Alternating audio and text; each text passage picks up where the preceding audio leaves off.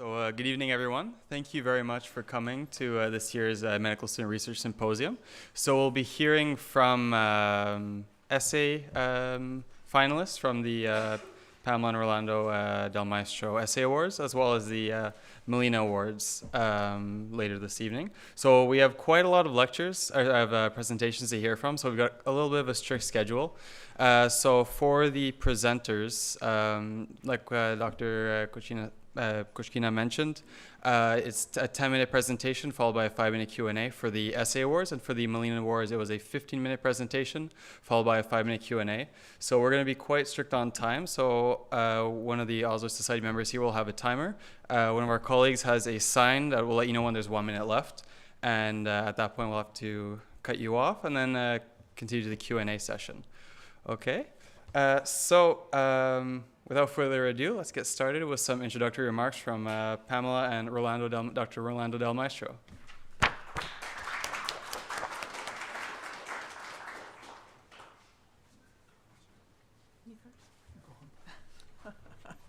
I just want to welcome all of you, especially the students that have committed so much time away from the basic medical studies to do what we consider that's just as important, to consider another aspect of medicine.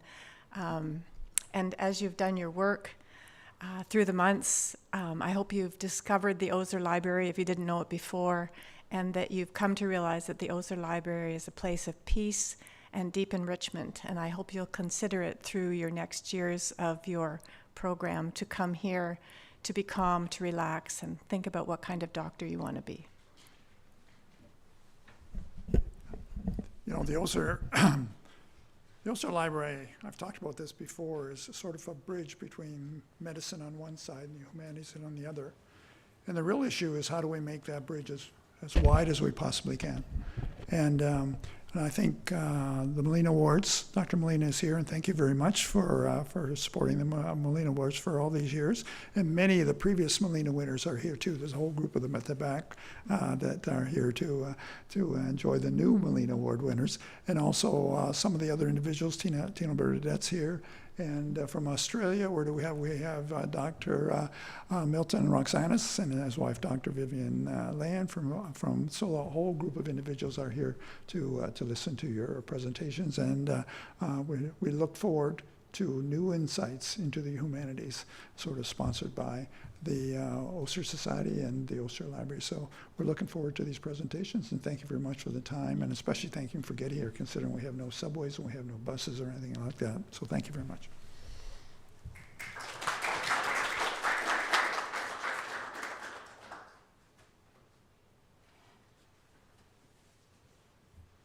Au nom des bibliothèques de l'Université McGill, bonjour et bienvenue. Je suis Guylaine Baudry, la doyenne des bibliothèques et titulaire de la chaire Trenholm.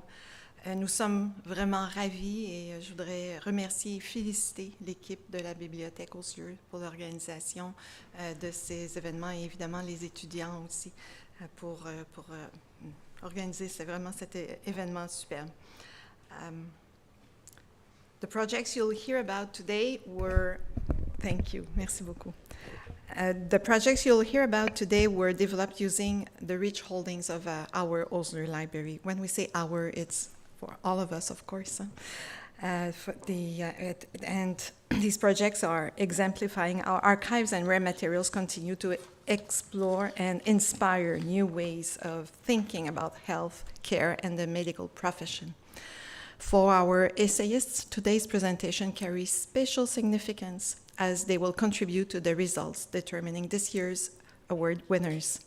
But beyond any competition, what unites everyone here is a shared curiosity, a commitment to understanding medicine not only as a science, but as a profoundly human practice.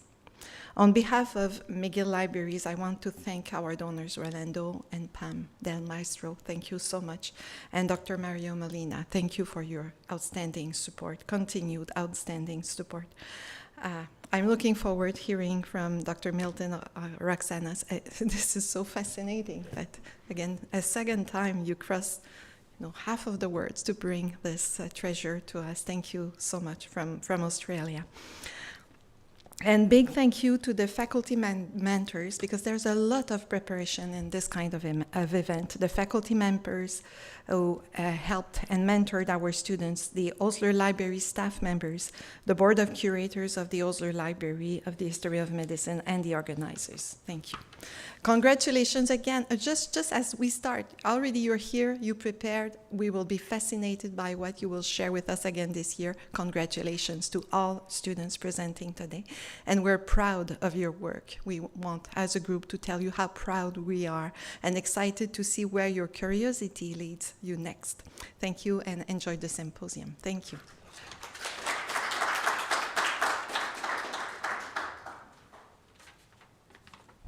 Okay. Merci Guylaine pour votre accueil chaleureux et sincère. Je suis Mary Hay-Girl, bibliothécaire en chef à la bibliothèque Osler. Derrière moi se trouve la salle Osler. The original Osler Library was that room, which opened in the Strathcona building, familiar, I'm sure, to all medical students, in 1929. The library was designed by Percy Nobbs in close coordination with Grace Revere Osler, where it was, and for all of its Canadian components, it's suggestive of Oxford, where Osler lived when he collected the bulk of the library. It affirms a certain British colonial context. Pendant des décennies, cette bibliothèque a exposé, tout en prétendant la supprimer, une blague qui avait pour cible les femmes autochtones. L'auteur et ceux qui ont diffusé cette œuvre ignoraient peut-être le mal qu'elle pouvait causer, mais nous le savons. As we reflect on our responsibility, we acknowledge that McGill University is located on unceded land, on land that has long served as a site of meeting and exchange amongst Indigenous peoples, including the Haudenosaunee and the Anishinaabe nations. We recognize and respect these nations as traditional stewards of the lands and waters on which we meet. And we also recognize that Tiohtià:ke, Montreal, continues to be a home to a diverse population of Indigenous and other peoples. When Sir William Osler created the guidelines for his library, he knew that medicine would change. He knew that the medical profession would change. And as we strive at the library to inspire research in the history of medicine, to encourage critical analysis, we are very thankful that Osler foresaw change. The topics on which the McGill medical students are presenting this evening reflect new and fresh and important avenues of historical inquiry. So thank you, students, for your engagement. Thank you to the mentors, of course, for guiding the students, many of whom I believe have never worked in the history of medicine before. Thank you, of course, to the curators, the Del Mastro family. And thank you, of course, to our colleagues within the McGill Libraries and the Osler Library team, to Svetlana Kochkina, Caroline Michaud, Razaleh Honavistian, and our students, of course, Diana, Emily, Richelle, Tiffany. Without your knowledge, your commitment, your support, we wouldn't be here. And of course, the work of the medical students is always inspiring, so let's hear from them.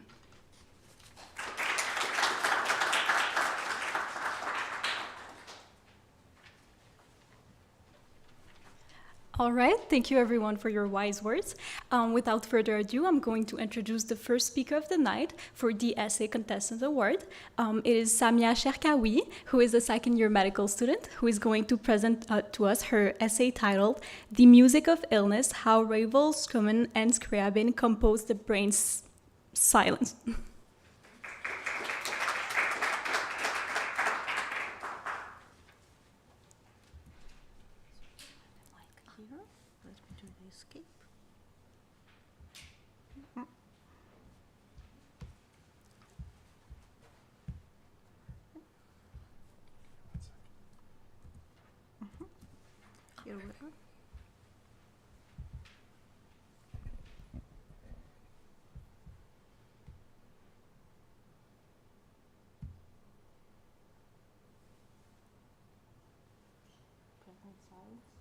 Yes.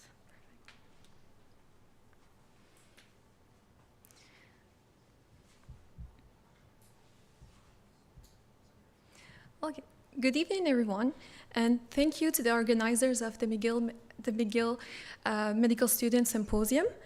My name is Samia Cherkaoui, and this presentation is part of the Osler Essay Contest. It's titled The Music of Illness, How Ravel, Schumann, and Scriabin Composed the Brain Silence. So by the end of this presentation, I want you to reflect on these two questions. First, how does neurological illness transform creativity? Second, what can three composers like Ravel, Schumann, and Scriabin teach us about the dialogue between the injured brain and the human imagination? So keep them in mind, and without any further doubt, let's jump straight into the core of this presentation. So for context, Maurice Ravel was an impressionist composer. He was known for his meticulous perfectionism, and his genius was quickly recognized beyond France. Here, as you can see, a reviewer from the States even referred to him as being the Mozart of the modern days. But as years passed, Ravel's productivity slowed drastically. Not only did he compose less, but he will spend more and more time on each composition. And there was many critiques regarding his work, specifically his late work, where people mentioned that his work became way too much simplified and there was way too much repetition in his work. In 1932, this became problematic because Ravel could no longer meet deadlines. And in this letter, in the letter that I'm showing you, it's very representative of that. He addressed it to his friend Kusevetsky, where he's clearly saying, I won't be able to have the rest copied before the 25th. I'm terribly sorry, but they must understand, I really don't think I can be ready any sooner. In 1932, Ravel suffered from a complete loss of expression. So basically, he could no longer name notes, and he could no longer read or write any music at all. However, he maintained his aesthetic sense, memory, and musical judgment. He was still able to recognize his own work and even detect tuning errors when they were made.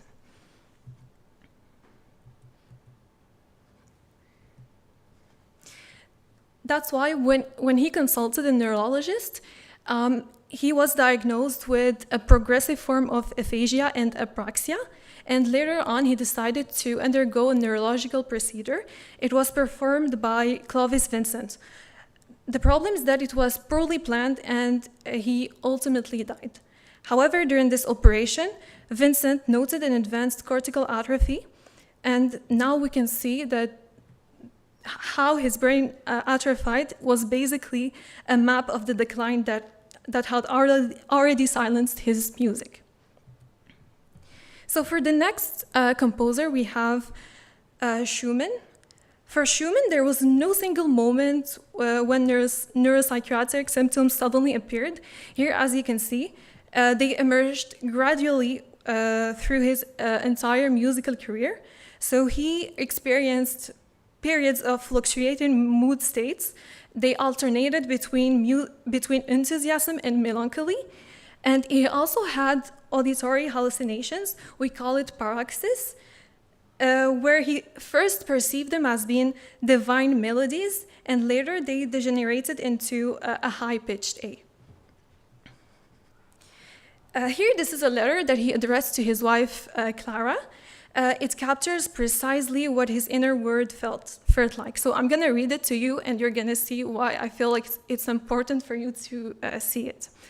It says, "These days I hardly sleep. Melodies come to me unbidden. They surround me like ghosts demanding to be set down. I write and write, as though by doing so I might still my thoughts, yet they only multiply. Between joy and despair, I waver and hardly know which is stronger. At times, I feel as though I could embrace the whole world. At others, as though I were sinking under its weight. Still, I am grateful for all of it, while without doubt, this turmoil, perhaps, there will be no music in my ears."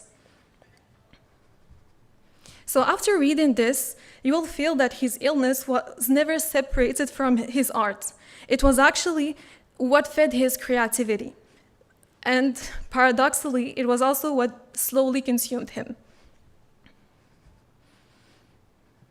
So Schumann's diagnosis, according to modern consensus, is bipolar disorder with psychotic fever. It was possibly compounded by anorganic contributions such as syphilis. His manic phases were marked by extraordinary creative productivity. Basically, they were a period during which he worked on multiple projects simultaneously and produced a vast number of compositions. And in contrast, his psychotic phases were characterized by musical fragmentation and thematic disorganization. It reflected how the cognitive and emotional disintegration that underlied his illness. So for Scriabin, his neurological condition accompanied him throughout his entire musical career. And what makes his case unique is the emergence of synesthesia. Synesthesia is basically a blending of senses, and in his cases, it's the reason why he could hear colors. He also displayed what we call megalomanic ideation, where he believed in his divine mission to transfigure humanity through music. Scriabin found a way to translate his hallucination into musical symbols. He essentially wrote his vision into sounds. For example, he will use what we call a fanfare motive. A fanfare motive is a gesture of 1 to 3 short notes. So basically that's what we see here and here and here. I don't have a pointer, okay. But basically they represent the voices of the divine entities that spoke to him.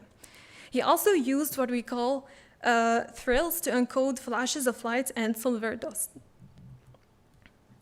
For Scriabin case, there is no common consensus regarding his diagnosis. However, because he repeatedly described experiences of ecstasy, clarity, unity, light, and transcendence, some modern scholars, they hypothesized that he might have had temporal lobe ecstatic auras, which led to some of his most acclaimed artistic innovations. So what I presented to you guys what I presented you today were 3 disorders and 3 forms of adaptations. Each reveals the plasticity of the injured brain, its instinct to reorganize around loss. So for the physician, this offers a lesson of humility. Disease is not the enemy of meaning. It's one of its architects. So when we listen to Ravel's simplified concerto or to Schumann's fragmented chorals, we hear the nervous system composing itself anew. The artist becomes nature's experiment in man. What does this triad teach medicine? First, that illness has a voice. Second, that creativity and pathology share roots. Third, the clinician's task is not to romanticize suffering, but to recognize in it the neurological engine of empathy. So this is when a patient describes the word spinning with unbearable brightness. The doctor who remembers Scriabin and Schumann will listen differently. Thank you for listening.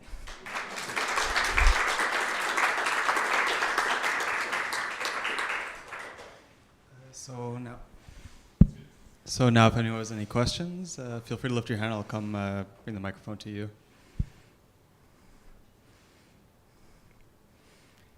I take it you read music very well, is that right? Yeah, exactly. Yes. I think it was fascinating. I just want to congratulate you. It was really fascinating, interesting. And the problem will be that every time we hear their music now, we will hear it differently. We'll be listening for trills and somewhat. If I can add something, I purposely chose a topic related to music because I myself play music, and I used to play for years violin, but I had to stop due to illness.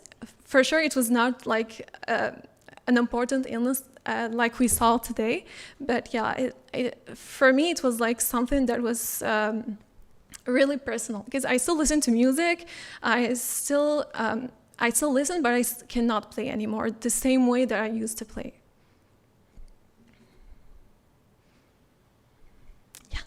I just wanted, obviously, one of the things that's very interesting, related to, one a very important sort of composer who lost his hearing. Mm-hmm. So, what are your thoughts about that? What do you think? What do you think? Beethoven, loss of hearing. How does that interact with the theme that you have here? I feel like even if Beethoven lost his hearing ability, he was still able to compose basically by memorizing, by his memorization skills. Also, I feel like the brain has its a memory that we still don't know a lot of things about the brain, how it works. But even if he lost his ability to hear, he was still able to remember what this note sounded like. So that helped him a lot. And I feel like if you have a lot of passion about something, the fact that you're impaired, it's not going to stop you for keep going on. Thank you. Oh, thank you. Thank you very much. Thank you.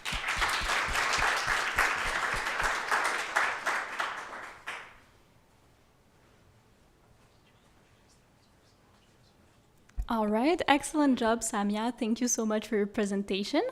So for the next candidate, she's also a second-year medical student. We have Princesse Tsamo Tiobu, who will present us Beyond the Scalpel, Women Partners of the MNI, Avis Cohn and Helen Penfield.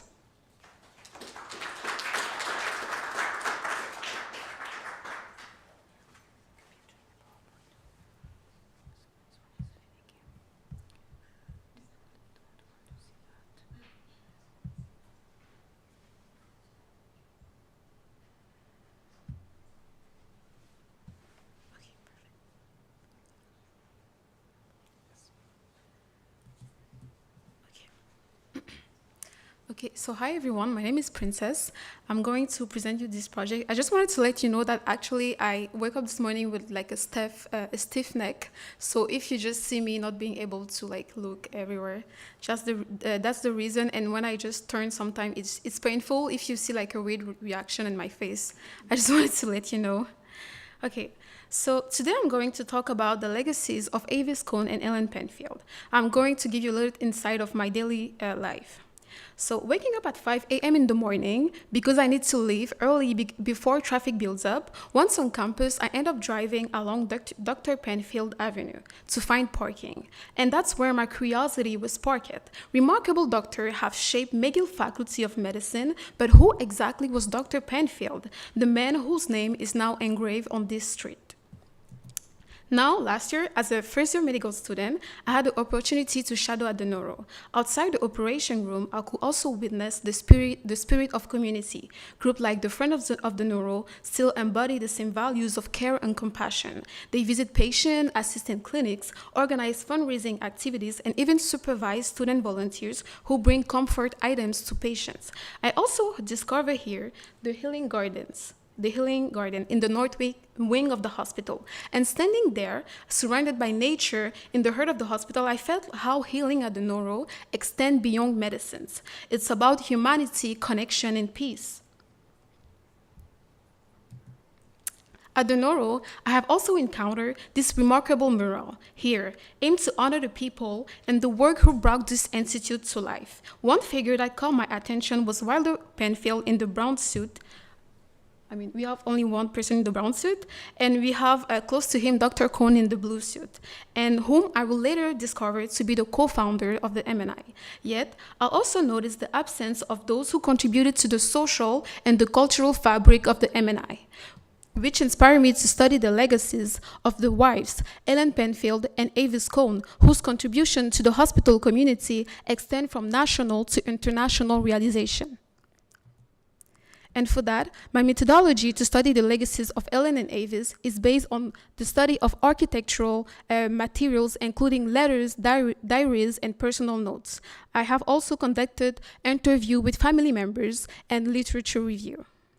So let's start.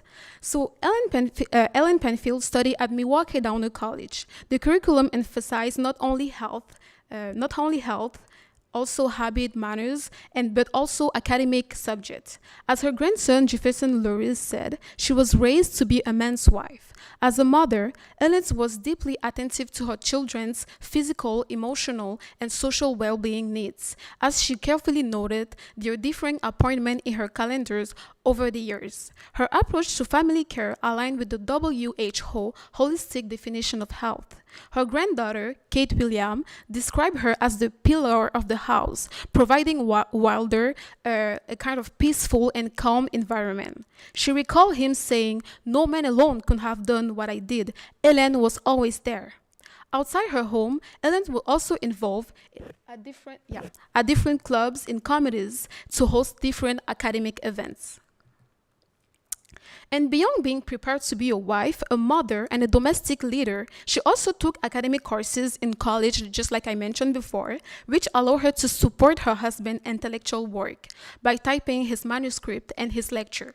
In 1928, Wilder reported in letters that Ellen stayed up until the morning typing his joint paper with Forster, the paper right here. She contributed to the production of a foundational neuroscience paper, but the gender norm of scientific authorship at the time made her invisible in the byline. As you can see, her name is not mentioned here.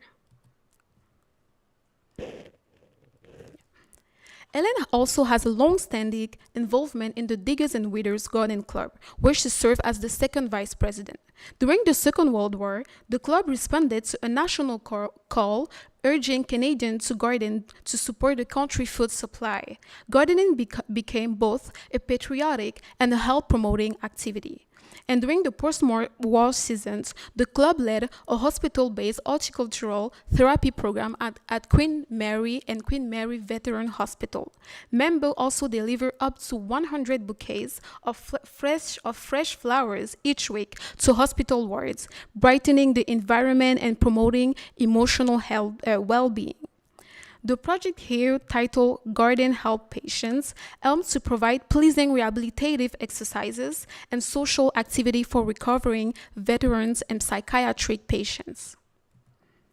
In 1953, the Garden Club earned a prize at the Montreal Museum. Their work was recognized for combining botanical knowledge with artistic imagination, symbolizing how civic gardening could unite science, art, and community engagement. Today, their legacy continues to inspire new interpretation of community healing through art and nature, such as Cynthia Heyman's work, Shade and Solace, which celebrates diggers and weeders who brought color, beauty, and comfort to Montreal's hospital and communities.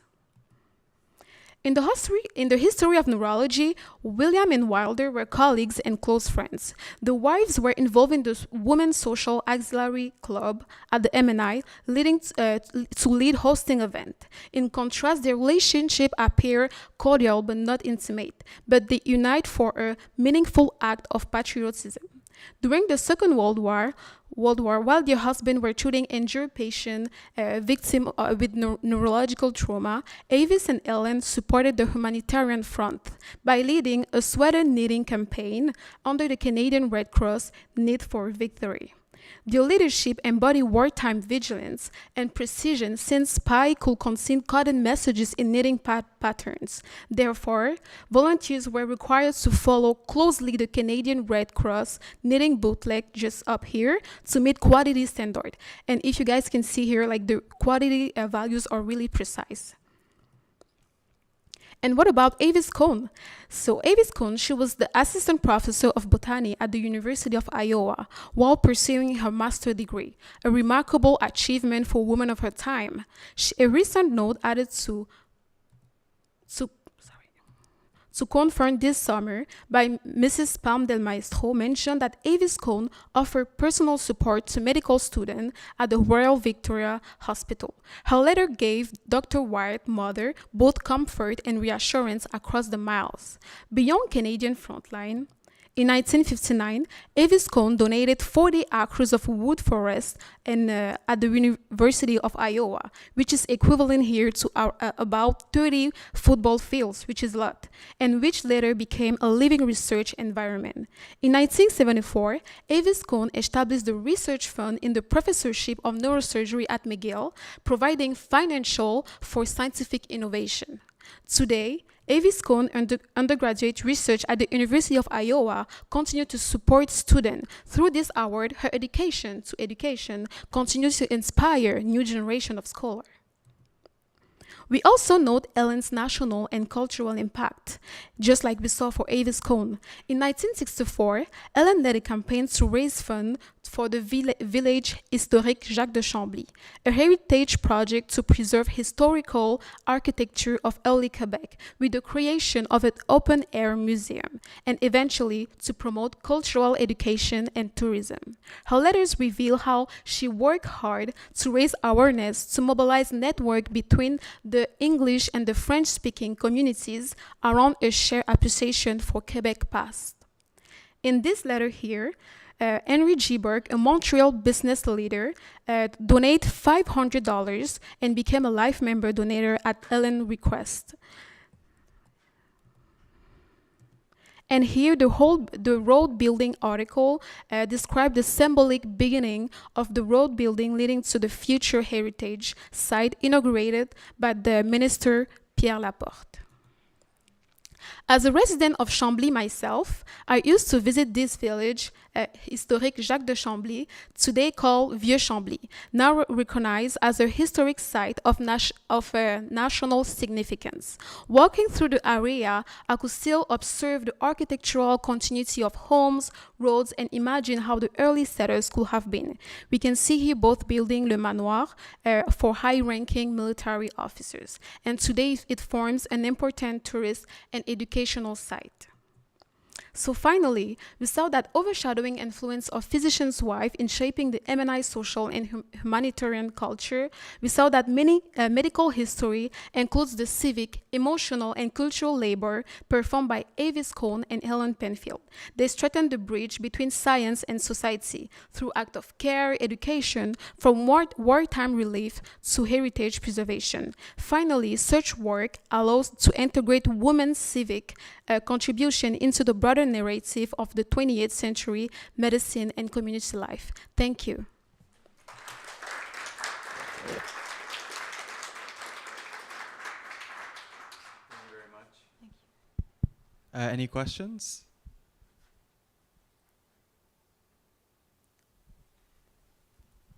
What happened to Avis after her husband died? What happened to her? That's a really good question. When I went through the letters, I saw many letters from Walter Penfield. She wrote to her, maybe like to see how is she doing, if she need any help. She received like a lot of, I would say, comfort letters from Walter Penfield. And also, I like as you just saw, like right before her husband died, that's the time before she donated the 40 acres to the University of Iowa. So she was still involved in like the community involvement in the university, in the academic too.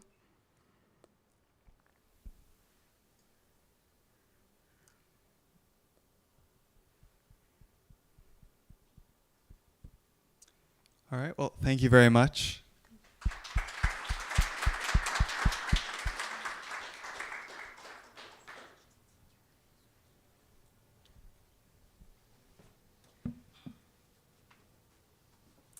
Thank you for the presentation. Next up is a fourth-year medical student. Her name is Jalika Diallo.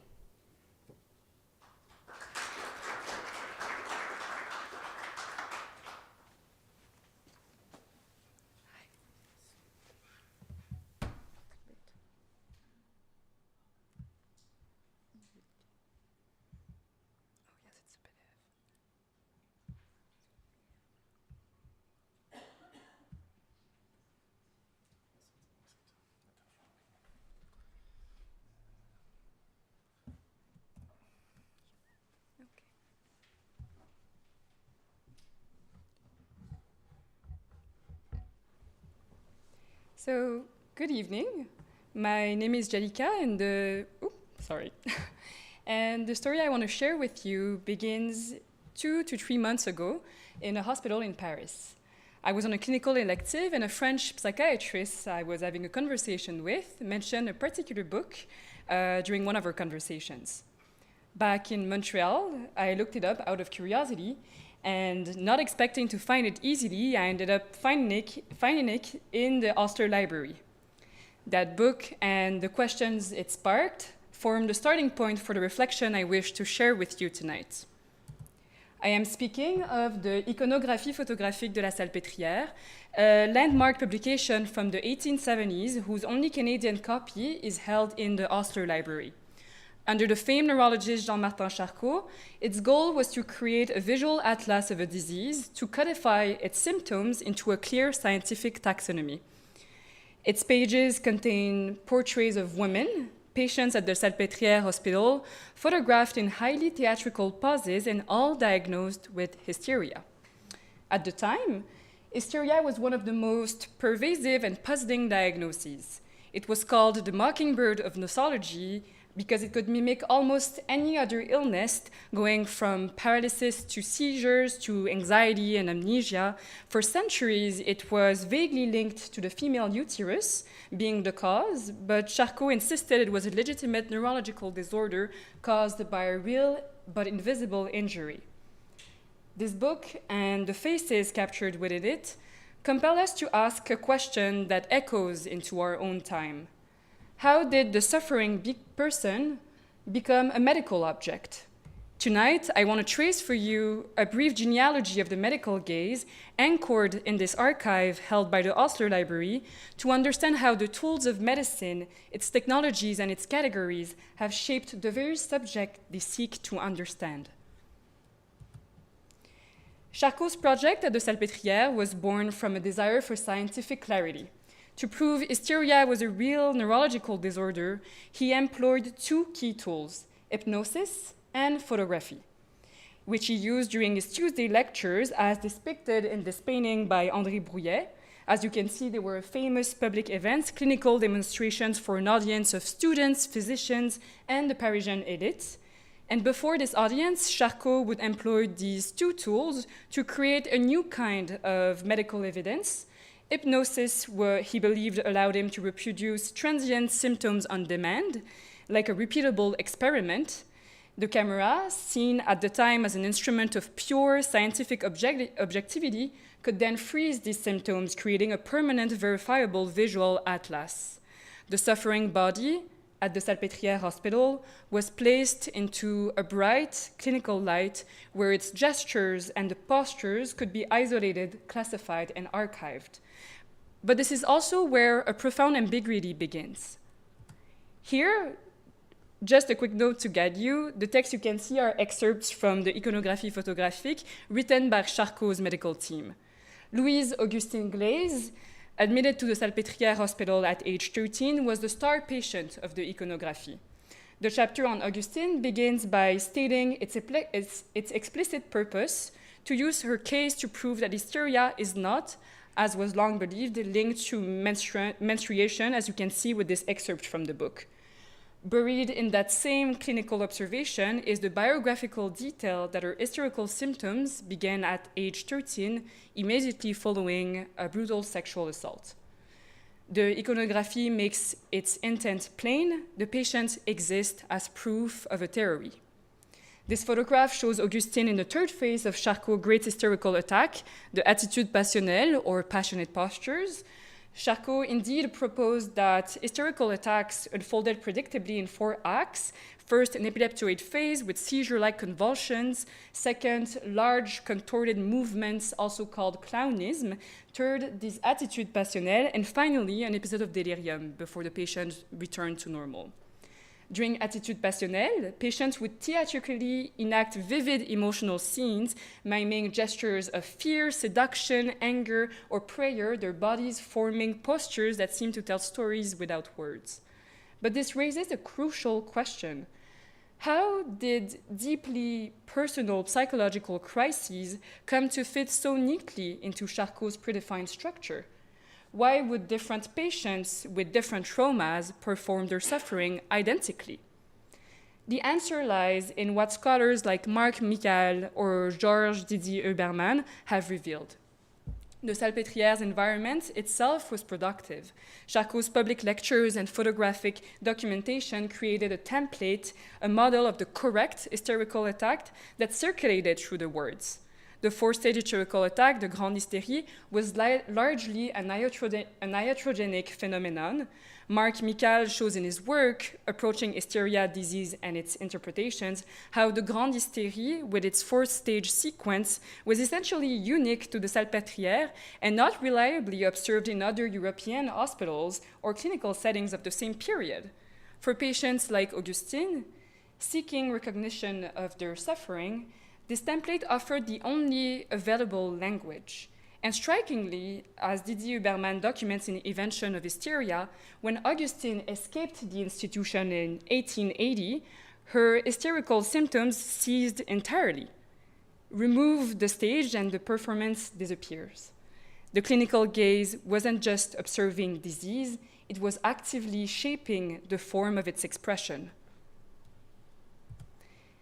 This process went deeper, silencing the patient's own story.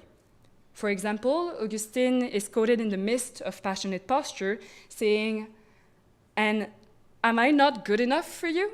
You are not worthy of being loved." How do these words function in the hospital? Despite clearly pointing to her personal history, they are not explored for their narrative content in the pages of description that Charcot offers.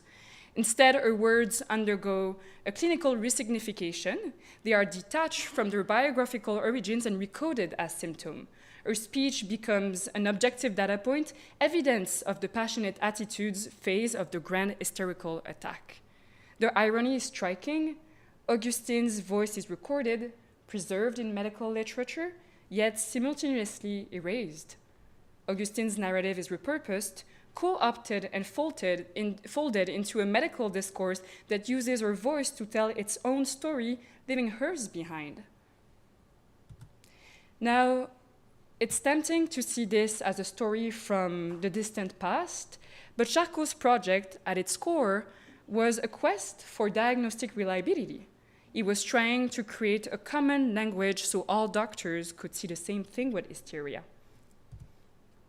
This same quest reemerged with urgency in the 1970s when American psychiatry was facing its own crisis of legitimacy. This was famously exposed by the 1973 Wozenham study where healthy researchers faked symptoms to get admitted to psychiatric hospitals and were then diagnosed as schizophrenic. It proved that diagnostic reliability was no better than chance. Diagnosis depended much more on which doctor you saw than on any objective science. The field's very survival as a medical discipline was at stake. Into this chaos stepped Robert Spitzer. His solution, the DSM-3, was an explicitly pragmatic one. Its goal was not to find the ultimate truth behind mental illness, but to solve the reliability crisis. The checklist was born. It was a tool to ensure that for the first time, two doctors could at least agree on a label. This common language was an act of scientific survival for psychiatry, but in solving the reliability crisis, the DSM created a new one, a crisis of meaning. Just as Charcot's systematic classification of hysteria de Salpêtrière had inadvertently taught patients which symptoms to perform, the DSM's standardized checklist risked creating a similar looping effect, where widely circulated diagnostic categories shape how people experience and express distress, potentially generating the very symptoms the manual claims merely to describe. The question becomes, are we discovering mental illness, or are we in part teaching it? So where does this genealogy leave us in the clinic today? It leaves us with a final concept from the medical historian Edward Shorter, the symptom pool. Shorter argues that people expressing psychological distress unconsciously draw from a limited menu of culturally available symptoms. In other words, we express our suffering through the signals our culture recognizes as legitimate. At the Salpêtrière, Charcot demonstration created a symptom pool that patients like Augustine could draw from. Today, the DSM does something similar. This brings us to our shared responsibility. We must be profoundly attentive to what our labeling does. We must ask if our diagnosis is eliminating a patient's suffering, or if it is reinforcing it, or worse, ignoring the parts of their story that don't fit into the boxes we offer. The history of the medical gaze is not just a story about the past, it is a mirror. It asks us to look at our own tools, at our own categories, and at our own gaze, and to choose in every encounter to see the patient behind, the person behind the patient.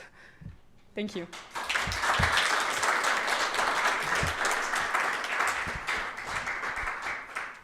That was great. Thank you very much. Any questions?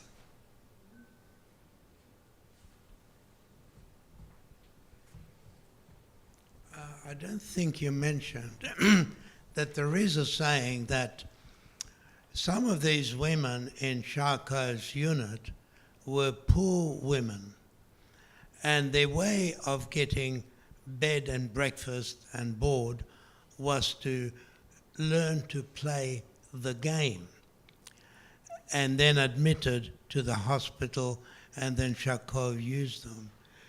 That doubt, I don't know, I've heard about it, but it's something to consider. There were poor women and they needed sustenance. I also want to say, I've got a joke about the Salpêtrière, but I can tell you this outside. Perfect. So, yeah, as I was going through the iconography photographic and reading about the different patients who were hospitalized in the Salpêtrière, for sure you see that a lot of them come from very poor socioeconomic backgrounds and come with a different, difficult life trajectory. And I think it's an interesting point to consider that factor into the looping effect that existed between the patients and the medical team at Salpêtrière Hospital, where the patients, in the end, also probably benefited in terms of pure, like, material comfort in showing the symptoms that Charcot wanted to prove existed in defining hysteria.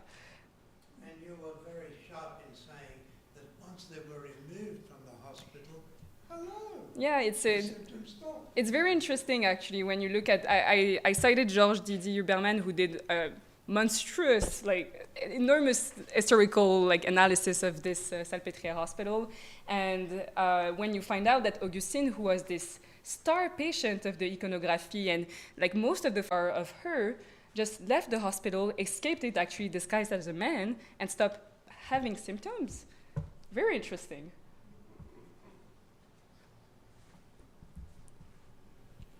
So the phenomenon that patients feign illness to get admitted to the hospital, anybody who's worked in the emergency room has seen this over and over and over again. So it's not just psychiatric patients who do this. But this was his attempt to show these patients, and there were a whole series of these books, were there not? Yeah, there's 3 volumes. So this went on for a while that he recorded all of this. It did. I think, as you said, a lot of patients probably benefit from what the emergency room can sometimes offer. But I do think that in the case of mental illness, like, something that I wanted to explore in this presentation is the fact that with our labels, we might be creating the mental illness as well.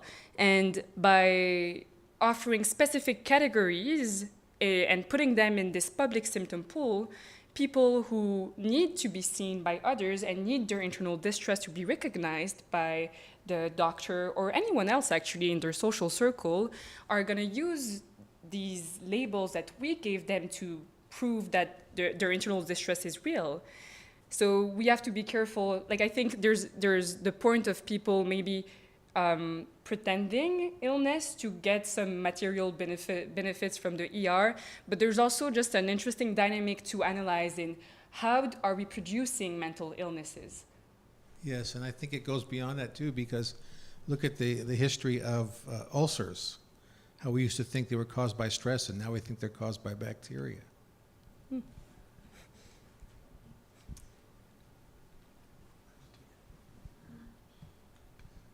Unfortunately, we're out of time.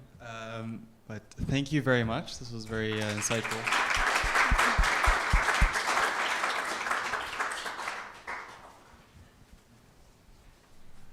Thank you again for the presentation. The next presenter is Paris Dagerzi.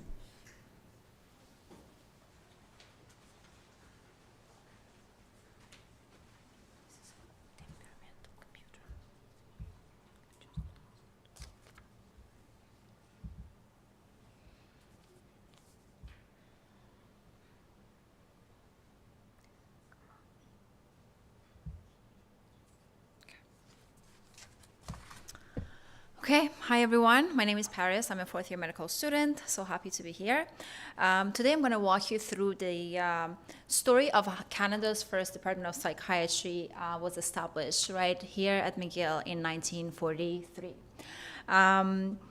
When people usually talk about McGill psychiatry, the focus is right away goes to the controversial experiments of its first leader, Dr. Ewan Cameron.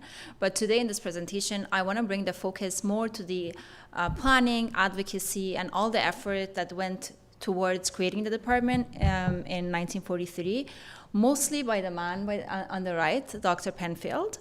For Penfield, basically, neurology and psychiatry were very inseparable. For him, the science of brain and mind had to be really studied together. And because of that, he used a lot of his power and his influence to make sure that the Department of Psychiatry was established at McGill. On the other side, you see the picture of Cameron, who wanted psychiatry to really stand alone on its own. And he worried that if the psychiatry and neurology would get too close together, psychiatry would get overshadowed by the force of neurology. And so the establishment of the Department of Psychiatry turned into a clash of perspective, basically. Two brilliant minds, but two very strong different visions. And eventually their path diverged. And it went to create a culture of separation between McGill neurology and psychiatry for years to come, even to this day, to some extent. So before we get to McGill's psychiatry, the history, let's just do a little bit of zoom out of what was happening globally in mental health in the early 1900s. So in 1908, a young Yale graduate in his 30s published his autobiography following his hospitalization in a mental institute. Basically, in the book, he documented the abuse that he had witnessed in the hospital. The book became a bestseller, and then from there was a momentum around mental health that was created. This, along with the World War I and II and the psychological toll of the war, created this momentum of more awareness around mental health. And then in 1930s, Rockefeller, under the leadership of Alan Gregg, basically announced the mental health as a public safety issue and public health issue. And because of that, they started doing a lot of funding for different programs around in universities in neurology, psychiatry, and mental health. And as such, one of their first and biggest investments happened right here at McGill in Montreal Neurological Institute with the help of Penfield. When it came to psychiatry, however, McGill was really lagging behind. The first real attempt to organize psychiatry was in 1926 when they brought Dr. David Slight from London to Montreal to teach psychiatry and also lead the outpatient psychiatry program. However, he was not given any inpatient beds. So after 10 years, he was just tired. He wasn't getting enough, exposure to patients, and the teaching wasn't effective. So he went to Chicago. Here is just an archive from 1937 explaining how psychiatry teaching at McGill was very minimal lectures, and just only a 1-week clinical rotation in a mental hospital. So in 1937, Penfield, with the help of Dean Fleming, they took a formal step and they created a real proposal with all the steps of how a department would be established, where the department should be built. They wanted it as an extension to the M&I building with 25 beds, with laboratory research and classrooms. And basically, they sent that proposal to the principal of McGill. However, financially, McGill was not at a good place, and the proposal did not get the momentum. However, in 1940s, just 3 years later, something unexpected happened. The photo you see here is the photo that was taken in 1901 of the mansion of Canada's richest man. His name was Sir Hugh Allen. So he basically, after he died, he gave his mansion to his son. In around 1940s and 1939, the taxes were so high that the family couldn't maintain the property anymore. So they offered the property to McGill. McGill obviously happily accepted. It was perfect location for McGill, next to Royal Victoria Hospital, next to McGill, and next to the MNI.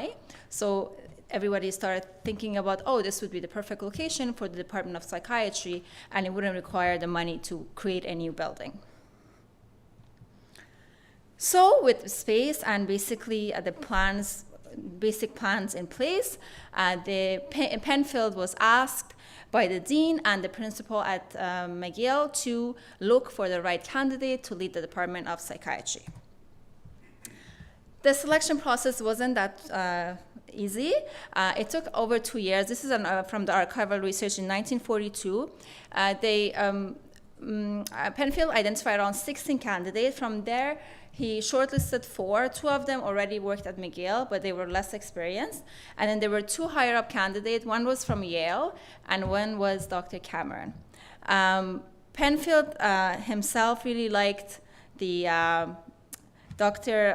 Gildy, which was like, he was at Yale, and he was really interested in biological research and biochemical causes of mental health.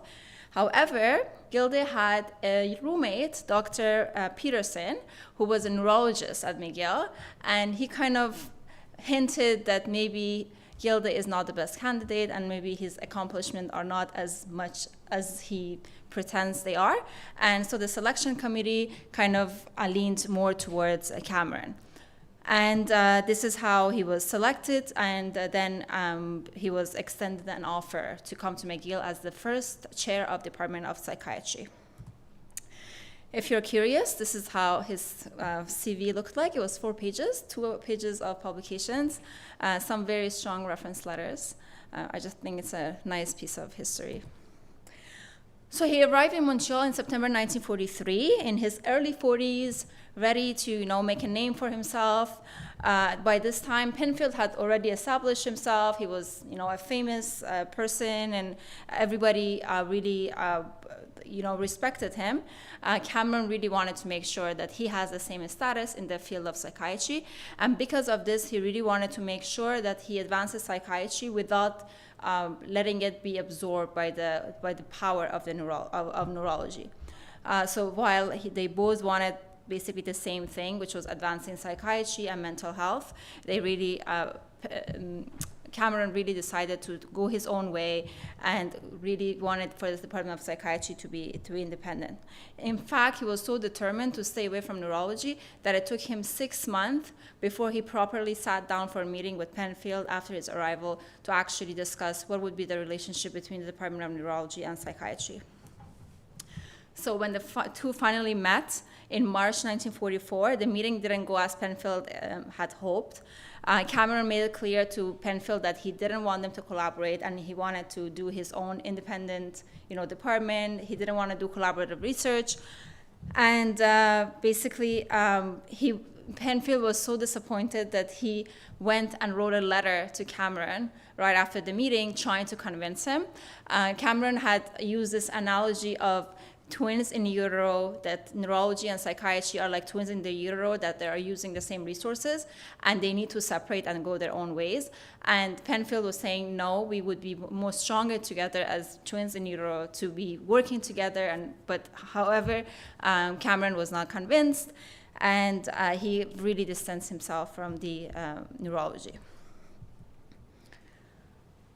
Despite that, a brief moment of collaboration did happen between them. They decided to do a very brief psychosurgery experiment together between 1944 and 1945.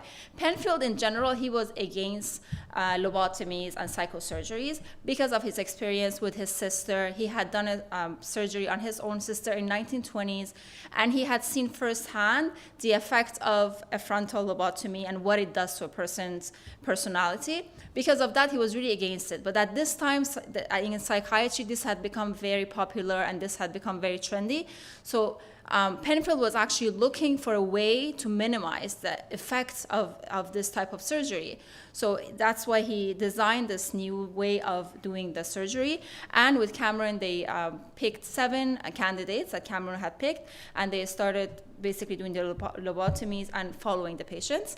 After 7 surgeries, Penfield basically refused to continue because he thought it wasn't worth it, and the results did not, the advantage was not enough for him to continue. However, Cameron thought otherwise because he had a different personality. If their analogy of twins in the utero didn't show you how different in personality they were, this really does show you, to the point that they weren't even able to agree on the same conclusion to publish this research together. So they actually ended up publishing it with 2 different conclusions, with Penfield saying this is a surgery, this is an experiment that should not be pursued further, and Cameron saying, oh, this is something innovative and maybe we should further explore it.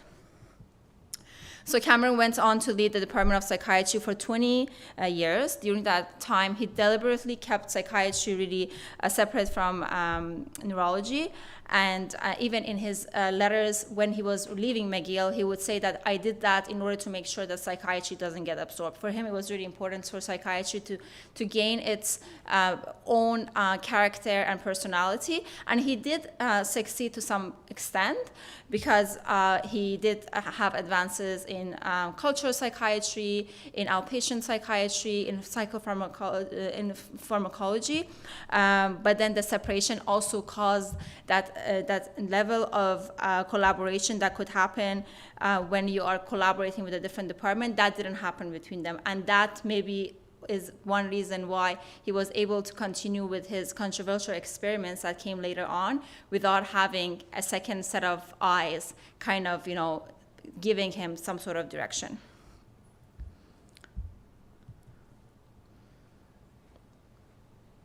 And by the time that he was leaving McGill almost 20 years ago, the 2 departments had separated so much that Herbert Jasper, the renowned neurologist, called the 2 departments 2 solitudes. They were existing side by side at McGill, yet they were completely disconnected.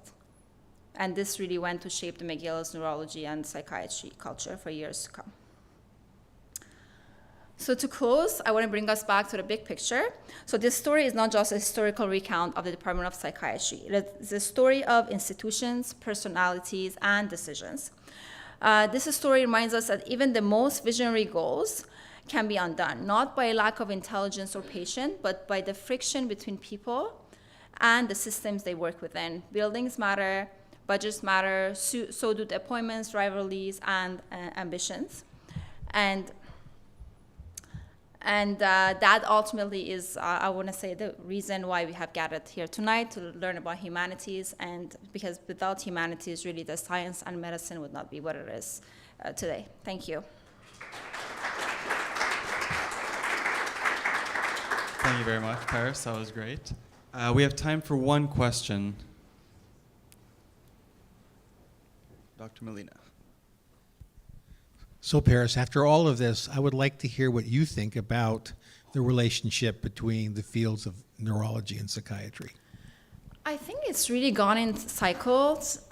So there, around the time that Penfield was like in 1920s, 1930s, there was a lot of like neuropsychiatry. Then the whole idea of like psychoanalysis came. So for a whole period, psychiatry kind of took a step more towards social psychiatry. But I think now, again, especially now with neuroimaging, precision psychiatry, with genetics, like more like metabolic like workups, they are really getting so much closer, and there is really much more focus on neuropsychiatry again, because we really know mind and brain go together. It was just something that maybe for a period of time, it was a bit kind of pushed to the side, but we're going back to working closely together, the two fields. Thank you very much, Paris. Thank you. So up next is a first-year medical student, Rukun Du, presenting No Patient Alone, mapping Dr. Penfield's enduring legacy on the ethics of awake craniotomy.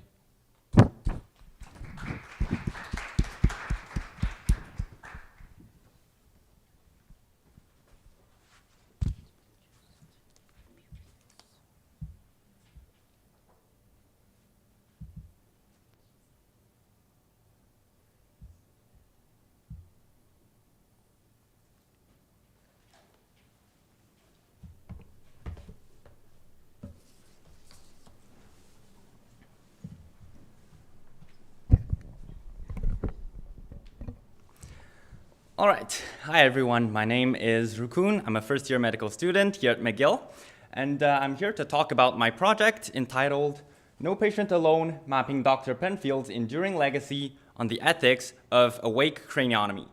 So before I start, I want to thank my two amazing mentors, who are Dr. Mark Bernstein and Dr. Richard Leblanc. And a funny anecdote about this, they were close friends when they were in med school back in Ottawa. But that's another story. So let's start with the basics. Awake craniotomy is a procedure in neurosurgery where the patient is kept conscious while the surgeon uses an electrode to stimulate the surface of the cortex to identify the important regions and to avoid any damage in it.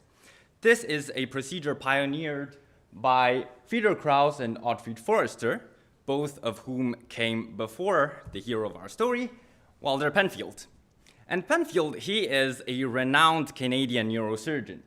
He was actually born in the United States, then he studied in the States and in Europe, and in 1928, he established in Montreal with the invitation of Edward Archibald, and then 6 years later, in 1934, he founded the Montreal Neurological Institute.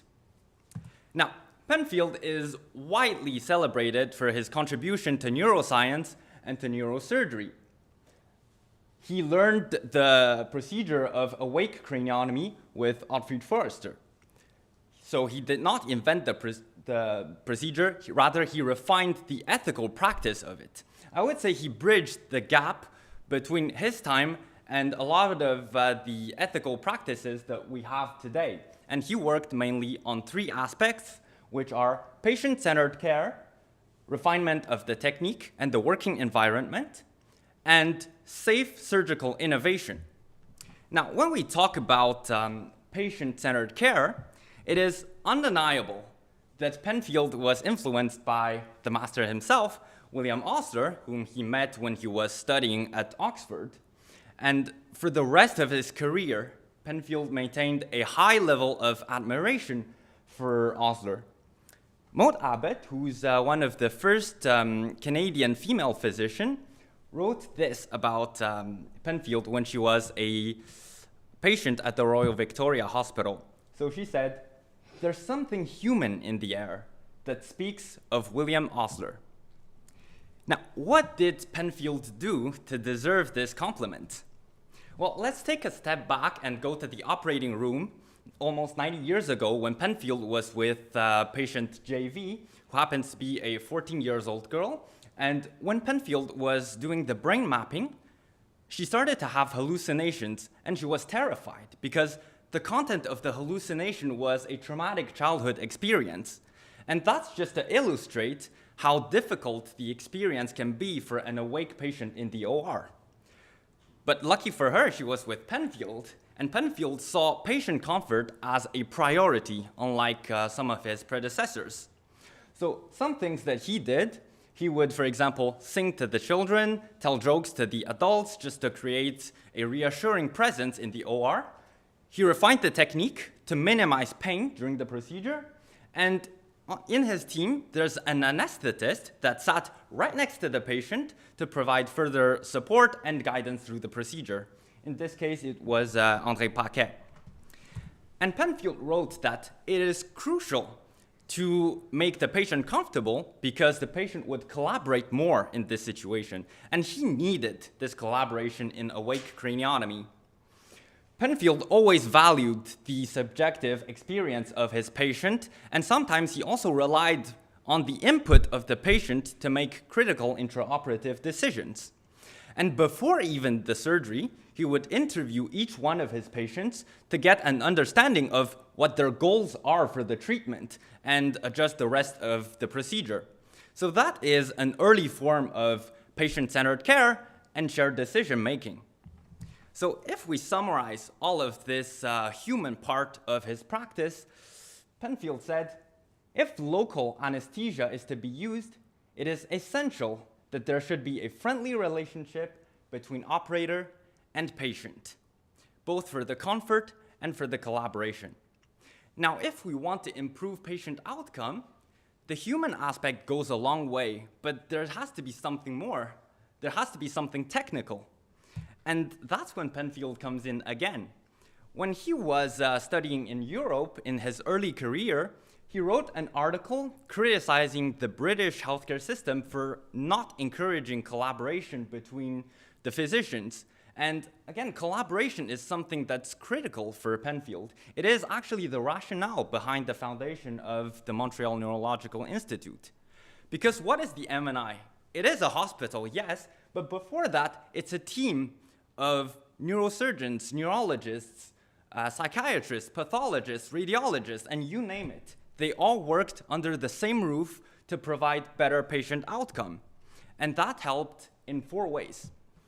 Before each surgery, there's a meeting where all the different experts sit down together during a meeting called the EEG conference. A photo is provided there. And they discuss the case all together to make better decisions. During the operation, there's an expert in electrocorticography to help Penfield identify the exact location where the seizure is coming from. After the procedure, there's again a multidisciplinary team to follow up with the patient and to assess the effectiveness of the treatment. And even when they're carrying out research, there's a multidisciplinary team to collect and analyze the data from multiple perspectives to get the most out of it. So the MNI was really the embodiment of this multidisciplinary team, and that's actually what made that place unique, as highlighted by this piece of the Montreal Gazette journal in 1987. Now, if you combine this multidisciplinary model, the MNI, with all of Penfield's publications, it actually served as a vector to convey all of his ethical practices and philosophy to other places in the world, because the MNI helped to train many other experts from literally everywhere. And that's why I say that Penfield's legacy is enduring through time. So now that we have the human aspect and the technical aspect, there's actually something more, because even today, the field of awake craniotomy is still evolving. So what do we do when a patient comes in and we don't know what to do? That was Penfield's case when he was treating a patient called Henry Holland. And Henry Holland is a young boy who was having unlocalized epileptic attacks, so he cannot treat it using the conventional way. He had to go for an experimental procedure. And mind you, at a time where there was nearly no ethical oversight in surgery, Penfield still did something that was pretty close to what an ethical committee would do nowadays. So his procedure is grounded in a physiological theory. It was tested through animal testing. He explained the experimental nature of the procedure and got consent for it. And even then, he opted for a very safe approach by operating on one side at a time to minimize the risk if anything goes wrong. And throughout all that, he never prioritized the quest for scientific knowledge over patient safety. So if we look at all of this using today's perspective, there's a striking similarity between Penfield's practice and what we call principlism, which is the ethical framework often applied to medicine nowadays. On patient autonomy, Penfield always valued his patient's subjective experience. On beneficence, he always looked for better patient outcome through multidisciplinary team. On non-maleficence, he always prioritized patient safety over research. Now, because of all of that, the awake patient in the operating room was never alone, because they were part of a multidisciplinary, caring, competent team of experts, and together they tackled some of the most complex neurosurgical cases through awake craniotomy. Thank you for your attention.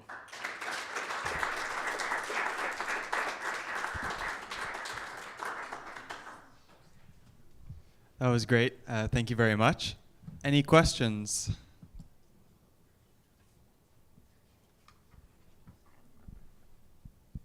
Raccoon, how do you think that awake craniotomies are going to develop in the future, in the sense that the EEG person is no longer in the operating room now, and much of that whole sort of other system that was associated with the operating room neurology is no longer present in the operating room. So, and with MR, with all the abilities we have now to localize the area, what is the future of awake craniotomy going to be?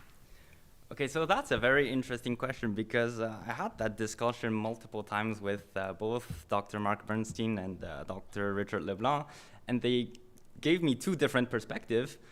Dr. Mark Bernstein was talking a lot about something he contributed to develop, which is outpatient awake craniotomy.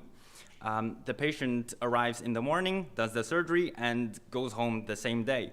And that is to reduce all the risks that come with hospitalization, infections, and all the other possible complications.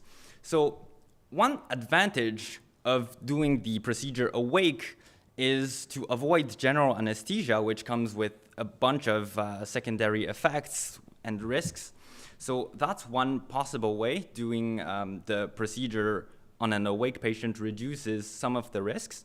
And the other perspective, which is offered by Dr. Leblanc, is now we have fMRI to exactly see where the cortex activates when the patient is doing this or this task. So the need for intraoperative mapping is reduced with all of these technologies. So there are secondary effects to doing the surgery awake, of course, because there's all the aspect of psychological trauma that I talked about. So if the patient wants to avoid that, then we also have the technology to do so.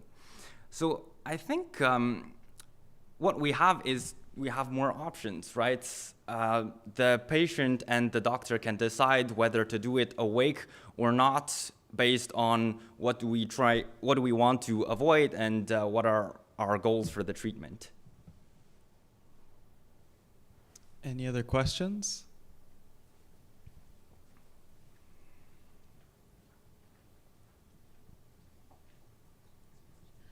Would you say then that the ethics at the end of the day will survive the procedures? I would say that the ethic is certainly something that's very important for both the patient and for the surgeon, because it creates a friendly relationship between them. It allows collaboration between them. I think with all of these ethical principles, it actually what allows the procedure to happen in an environment that's acceptable for both, actually. And it's really important to continue to develop these ethics as we continue to progress in all of our knowledge in awake craniotomy.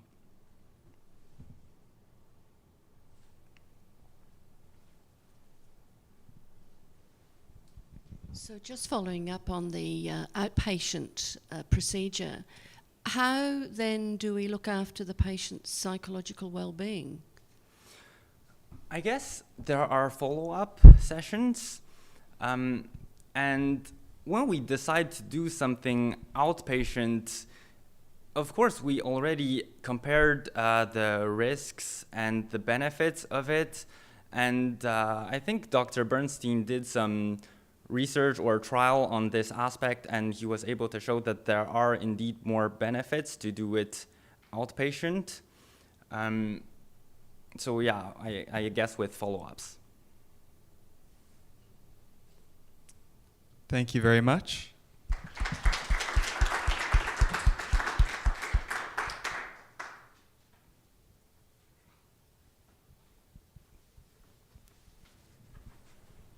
All right, excellent presentation once again. So for the next candidate, we have a second-year medical student, Ariane Mbouyo Nganchang, who will present to us the essay titled "The Hidden Cost of Beauty, the Cultural, Historical, and Health Impact of Black Hair."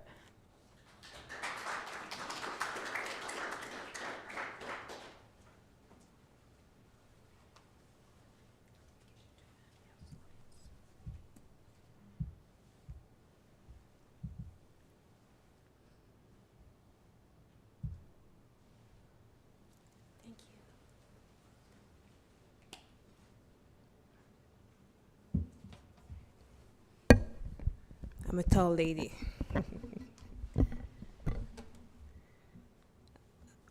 Okay, that's cool.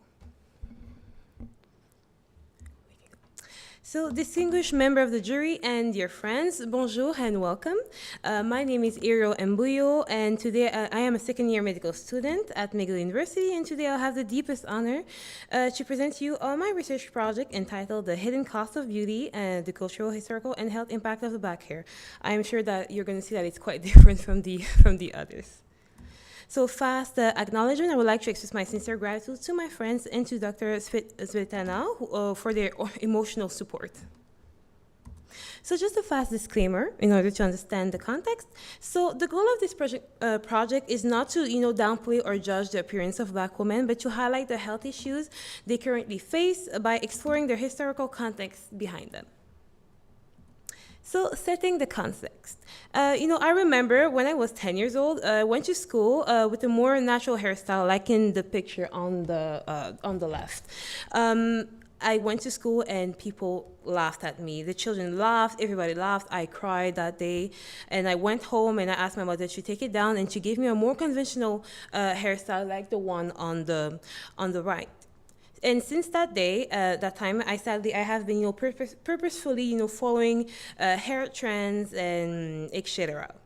And it's really funny because nowadays, you have artists such as Rihanna doing the same hairstyle that people laughed at me at school, but I'm the one who did it first. So in conclusion, I did not put here that by accident, I just I think it was important, to recognize that this project for me personally was very challenging, especially in the findings in, accurate historical information of the Black community and their hair. Furthermore, I feel like it's important to consider, the lens of which I'm approaching this subject. I'm a Black woman, I'm a Canadian Cameroonian, I was born and raised here in Montreal. I'm 23 years old, and, I have this concept that, I use, PubMed and different, Occidental application and website in order to get the information that I have. So this is just a quick overview, but we can skip that and go to what is going to interest all of you. So the history of Black women's hair, its impact on mental and physical health. So the history of Black hair. During this research, I was so interested into traditional hairstyles that were done by Black women from, the old continent. Historically, the management of hair in all its shape and forms has always held a deep spiritual, cultural, and social meaning. The ways people cared for their hairstyle were, central to community life and also identity. Hairstyle could represent social status, clan affiliation, readiness for marriage, preparation for war, fertility, and etc. So in those beautiful pictures that I was able to find, the first one on the right, we have a hairstyle from from Rwanda, and it's called the Amanzu hairstyle, which was a hairstyle commonly worn by any social categories and by men and by women. On the left, we have a more specific hairstyle from this one from Congo, from the McGill village, which was a hairstyle who was reserved for high social status women. Now, advancing a bit into in history, we are now more into the colonizing era and time. I was able to find interesting laws and systems put into place that both had the goals to regulate and control the expression of Black identity. We have what we call the Tingnan Law, instilled in the late 18th century in Louisiana under the Spanish colonization rule.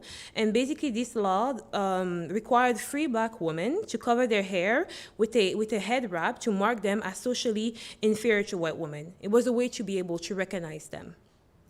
With the same goal, not about the hair this time, but more about the skin color. We have the casta system. So this system, was classified people based on ancestry and color of skin. So those who were lighter, therefore, with more European features, were given social advantages that those with non-European features couldn't achieve. So, while this is not directly linked to the Tingling law or the casta system, the legal codification of appearance based on hierarchy may contribute to internalized inferiority, leading to individuals to devalue their natural features in comparison to dominant beauty standards. So as you might know, I was able to find so many information. I will not talk about everything. I'll just do a brief summary. So therefore, explaining why Black women of today's era use way more products than their contractive feet to the let me rephrase the sentence. So therefore, explaining why Black women of today's era use way more products than the white woman. So those actions, I apologize, causing them to be using products that often had endocrine disruptive and creating a cumulative wear of those toxic products. But even knowing this, I was surprised to learn that even though the products that they've used and that are cumulative, overall, the scientific evidence do not confirm a direct causal link between chemical relaxers and chronic diseases, because there is a lack of targeted research on Black women. So in other words, even though we know that those products have bad ingredients in them that are not good for health, we cannot yet prove that it is the direct causation of things like cancer and etc.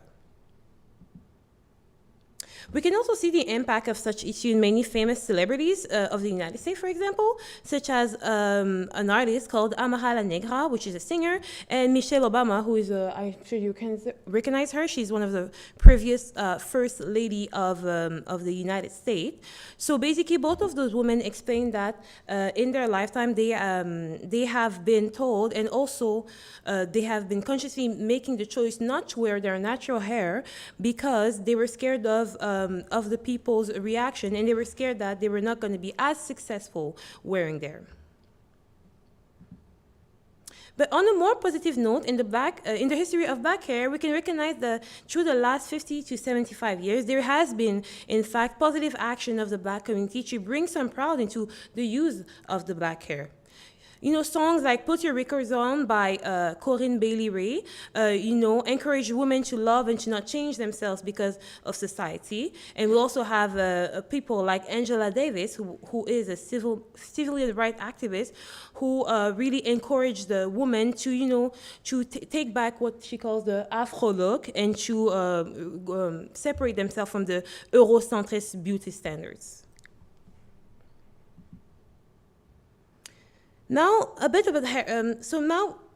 Hair story, that takes a look at the history of Black hair in America, even passing throughout, different community, different actions. So we can see that Black women are trying to find the history, redefine the history of their hair with books. We can also see that we have legal fights currently happening to pursue justice for individuals who say that they were harmed by toxic chemical hair relaxers, for example. We also have the help even of the scientific community who are doing programs to, yes, protect the environment, their health, but also to ensure the well-being of their community by, teaching young ladies to use healthier products. We also have actions by the government. For those who didn't know, we have what we call in the United States of America, what we call the Crown Act, who doesn't allow basically individuals to discriminate women or any other people based on their hairstyle. So, opening statement and conclusion. So, I feel throughout this project, I felt like we are in deep need of retrieving this experience and this history, and to put it in the book, put it into a research in order to be able to pass it down to anyone who will be interested in hearing them. I felt also that it's important to go fill in the gap in the literature, about the different EDC exposures. And also I feel like it's good to continue to the awareness, the empowerment, and the community actions. And to finish, in this picture, this is me, right? I was not 10 years old in this picture, like in the beginning of the history, I was like 5 or 6. But when I look at this little girl proudly wearing her natural hair in her own fashionable way, I'm reminded of the everyday pride and beauty of Rwanda people. I will tell her to always wear her hair and her head high, because confidence in who you are is the most beautiful style of all. Thank you.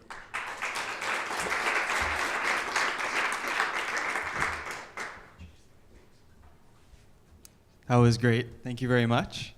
So some questions.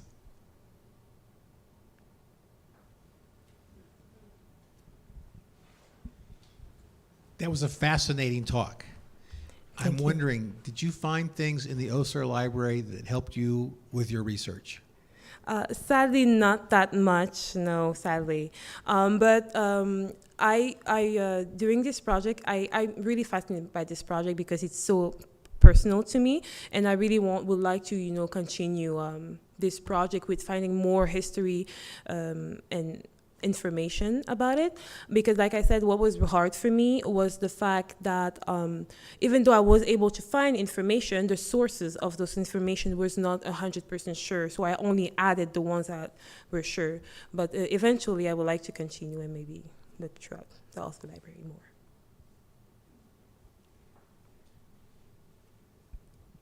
I just wanted to ask, do you think that the cosmetic companies are purposefully targeting women of colour? Sorry, I did not hear that. Can you? So are the cosmetic companies or the hair product companies targeting women of colour particularly to try and, control their hair? I mean, are you seen as a target group for extra profit?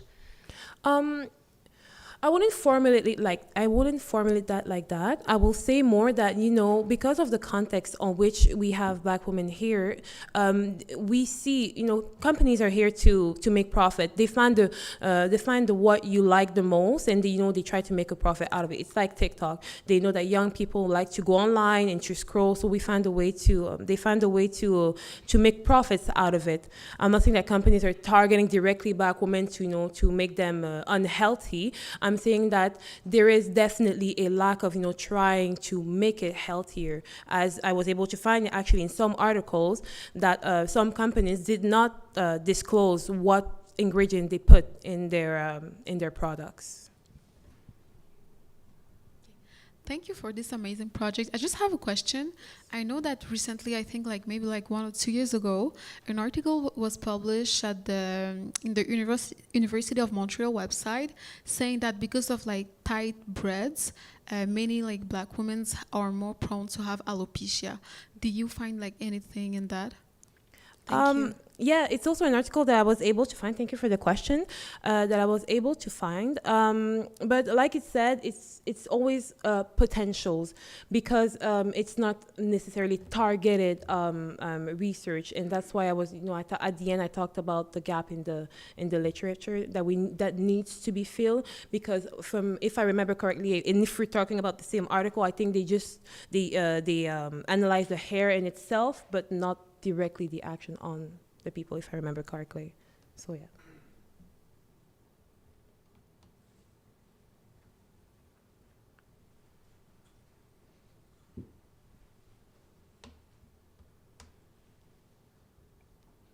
Thank you for the presentation. Thank you. What would you say is the next step in filling these research gaps? The next step, I mean, I was able to find so many programs. Actually, I was not able to add everything because, you know, it's 10 minutes presentation, but I was able to find so many programs, actually some Canadian programs that, you know, from health advocates that are trying to find a way to finance more projects towards those Black women. So I think that the next step, personally, as a student, I am passionate about it, but I don't know if I'm going to go there as a physician. But for me personally, how I can fill the gap is by, you know, continuing, try to do publication, working with those companies or with those programs, and try to bring awareness to my own community here in Canada. I don't know if it answers your question. Okay. We've got time for one more quick question. Since you're from Cameroon. Yes, I am. How does hair in Cameroon? What is its role there? I love this question. I was born, like I said, I was born and raised in Canada, and, you know, like I said, sadly, I come from a single parent household. My mom didn't necessarily have the time to teach me everything, and right now, how I feel about the hair is that we do not necessarily have closeness to the hair. It kind of got lost. If I go back to the Rwanda people that I found on the website that I was able to find, which was their museum, kind of National Museum Library online, they were saying that more and more they see their own people in Rwanda, who are currently in Rwanda, are losing themselves to also the Occidental type of hair, even though they're in Rwanda. It's a bit the same thing that you're seeing in Cameroon, by my own knowledge. You know, you see more young ladies with the wigs and stuff like that. So that's my take on it. Even though I know that, for example, when you go to school in Cameroon, you're not allowed to have wigs. It has to be your natural hair. It has to be your natural hair. But yeah, we kind of lost a bit all the hairstyle. Exactly. You formulate so well. Exactly. Thank you. Thank you very much. Thank you.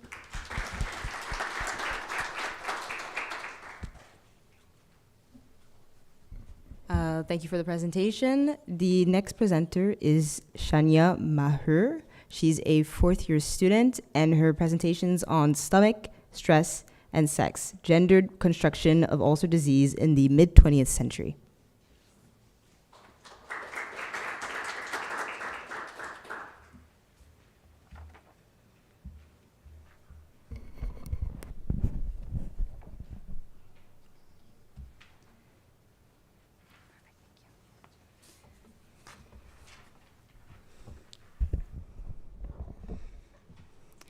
Stomach, stress, and sex. It is 1951. You, a 32-year-old housewife, are leaving your doctor's office with a new prescription for Milton, a tranquilizer meant to calm your nerves. You had initially presented for stomach pain, but your doctor had assured you this was nothing physical. Across town, a businessman is complaining similar pain in the stomach. He's told he's been pushing himself too hard, a man whose ambition is so strong it's literally eating him alive. His treatment? Tums, and perhaps a reminder to slow down. In the post-World War II Western world, the ulcer became a gender diagnosis, a badge of success for men, for women, a symptom of fragility. Before the H. pylori paradigm shift of 1982, doctors read the stomach as a screen for emotion. Psychosomatic medicine quite literally eating up the rise of the ulcer, and its researchers leaving many a publication behind in the process. And so, I propose a discussion on how Cold War ideals of masculinity and femininity were mapped onto the very lining of the gut in the Western world during the mid-20th century. Hi, my name is Shania. I'm a fourth-year medical student, and I present to you my project submitted to the Osler Medical Student Essay Awards, co-constructed with Dr. Andrea Tone, Professor of History in the Department of Social Studies and Medicine, here at McGill. Let's set the scene. First, the Cold War is in full swing. Cold War anxieties shape everyday life: fear of nuclear war, communist infiltration, global instability. Second, gender roles are clearly defined: the breadwinning husband and the stay-at-home wife. Third, ulcers have slowly emerged as the emblem of overwork and ambition in men. Fourth, the pharmaceutical industry is booming, promising remedies for both physical and emotional ailments. In the medical sphere, ulcers are everywhere. UK hospital records from the mid-1950s actually show that ulcer diagnoses peaked during this period, despite not yet being understood biologically. In fact, H. pylori, as mentioned, will only be discovered in 1982, for which it will eventually earn itself a Nobel Prize for its innovation in the field. Second, patients' temperament, lifestyle, and stress tolerance are being discussed as disease mechanisms by clinicians. Third, leading figures like Helen Flanders, physician, and Franz Alexander, psychoanalyst and physician, are popularizing the psychosomatic view, linking the body to emotion and illness to personality. In fact, Zilberg, historian, actually called psychosomatic medicine the most conspicuous post-war development. Ultimately, this was a perfect storm.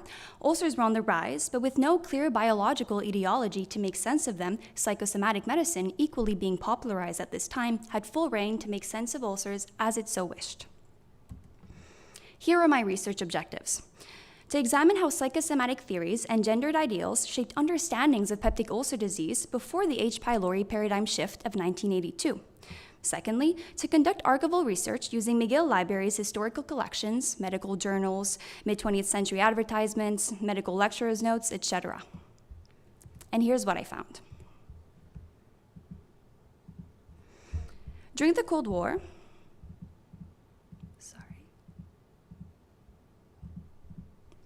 During the Cold War, ranging from 1947 to 1991, veterans were celebrated for their strength and their resilience, yet many returned home with ulcers. Clark Douglas, physician, and researchers alike actually attributed these ulcers to stress and overwork, typical of wartime. But this view was not unanimous. Researchers like Reifman, clinical psychologists, echoed Franz Alexander's theory and believed that ulcers were actually secondary to a facade of overcompensatory behavior that was masking deeper feelings of dependency, a woman's terrain. Draper, physician, stated, and I quote, "Fear, which is an important element in digestive disturbance, has its source in chronic anxiety due to the person's constitutional sensitiveness of the threat of the female component." He suggests that man's outward striving is actually the male protest against the very threat of femininity. Essentially, men with ulcers were not man enough. As such, ulcers in men were understood through traits culturally coded as feminine, but paradoxically, women were actually the less afflicted group. In fact, Clark actually noted that there was a ratio of 4:1 for men diagnosed in ulcers as compared to women. And so, how to make sense of this? Researchers essentially decided to ask themselves what makes man and women different, and so they turned to reproductive biology. Clark set out to answer this question by looking at the 4 defining experiences of womanhood: menstruation, pregnancy, lactation, and menopause. In his study, he actually found that during menstruation, ulcer symptoms remained the same, unchanged. However, pregnancy offered a remission of symptoms. He attributed this state of remission basically to the excitement, the fulfillment afforded by that state. Lactation meant a recurrence of symptoms, and whereas during menopause, symptoms peaked. He said that due to the stress and the irritability of the state, women were more likely to suffer from ulcer symptoms. There was no mention in his work of any lifestyle factors potentially having an impact on how women had symptoms in relation to ulcer disease. And so this view is not one we would like to see today, but it does emphasize how a woman's role here, childbearing, was intrinsically tied to how physicians and researchers alike understood illness, and also that illness was not understood equally across the sexes. In his work, Douglas also cites and reiterates researchers Gainsborough and Slatter's own findings, suggesting that women are actually the more susceptible candidates to ulcer disease, and the very fact that they are the less predominant people to have sustained them means that there's something afforded by their constitution that is protecting them. He reiterates that hormones are actually protective in women. These interpretations of an intrinsic female hormonal protection begs the following questions. And these are the questions that I used to guide my essay. Firstly, if female hormonal factors were indeed protective, did pubertal girls and boys show the same ulcer rates? So essentially, most research actually agreed that boys had higher ulcer rates than girls, although their number was much less impressive than that in adults. And when researchers found opposite findings, for example, higher ulcer rates in girls than boys, the unexpected findings were then re-explained through psychosocial factors and family dynamics. For example, Christodoulou and al. Actually found that girls had higher ulcer rates than boys. In his study, he noticed that most of the female participants had absent fathers, lost to war. And so he hypothesized that the mothers had to take on more masculine roles, and so their daughters identifying with defeminized mothers were more likely to attribute themselves to these masculine qualities, which made them in turn more susceptible to developing ulcer disease. Miller even said that the occurrence of childhood peptic ulcer was due to maternal inadequacy, fathers remaining largely inconsequential figures in his study. So to conclude, hormones played little role in differentiating rates of childhood ulcer in boys and girls. In fact, childhood ulcer was actually reframed as a symbol of maternal pathology by researchers, seemingly a stand-in for scientific uncertainty. Question 2. If female hormones offered protection, might hormone therapy have served as an effective treatment for ulcer disease? This was based essentially on symptom relief during pregnancy. Truelove found benefit administering a synthetic estrogen to male patients for both clinical and radiological findings. But most researchers were not able to replicate this finding. In fact, it mostly came at a feminizing cost. In conclusion, hormonal therapy never became a standardized treatment for an ulcer. It remains today as an abandoned pre-H. pylori storyline, reflecting how gendered biological theories fill gaps in medical understanding.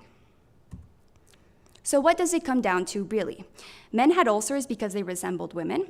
Boys had ulcers because their mothers were inadequate. Girls had ulcers because their mothers were too masculine.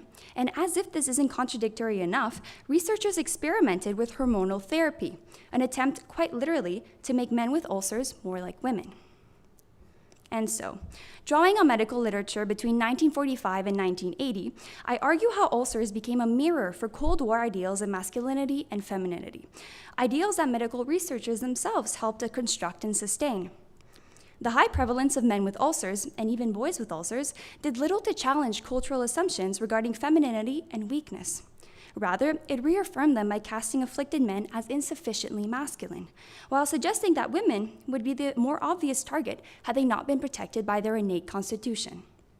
Now, it is apparent that this conceptualization is one that belongs to the post-war mid-20th century. And yet, before we conclude that these understandings are a thing of the past, we should remind ourselves that psychosomatic reasoning has not disappeared. It has simply migrated. Stomach stress and sex may no longer explain the ulcer, but it may still haunt the narrative we attribute to diseases whose etiology remains unknown. To quote Sir William Osler, "The good physician treats the disease. The great physician treats the patient who has the disease." Thank you.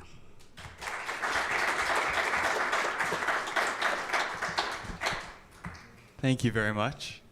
So we have some time for questions.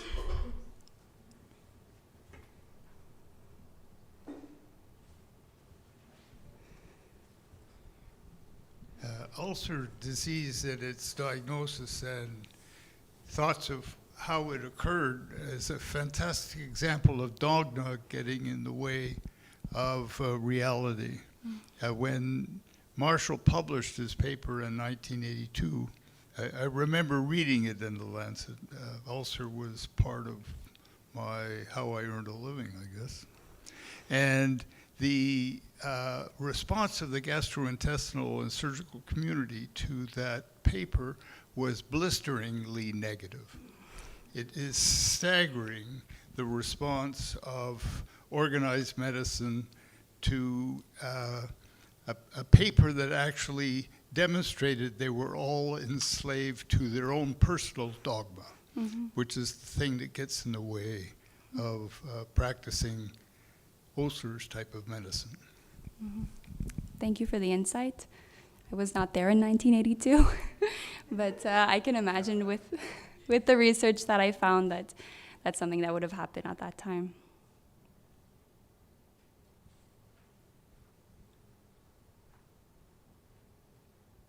Shania, I'm roaring with laughter at your paper because when I was 12, I developed a duodenal ulcer. Oh no, emotional. Absolutely. And there were a bunch of stories, but one of the things that might make you smile is the doctor who was a friend of my father said, "Lauren, she has your ulcer." God, I'm not surprised.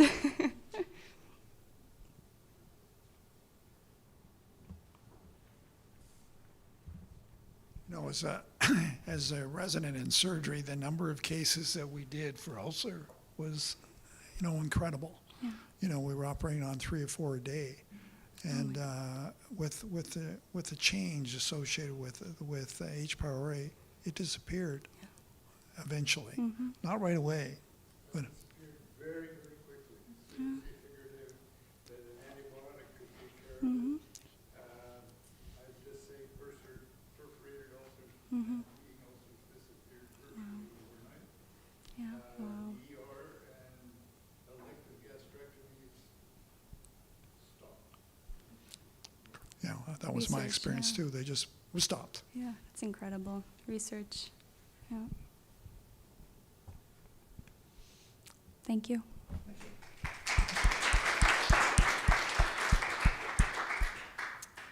So now it's time we take a short break. What time did it say? 10 minutes? So we'll take about a 10-minute break, and then we'll get started with the Molina Award presentations. In the meantime, everyone's welcome to grab some wine, water, some food. Thank you.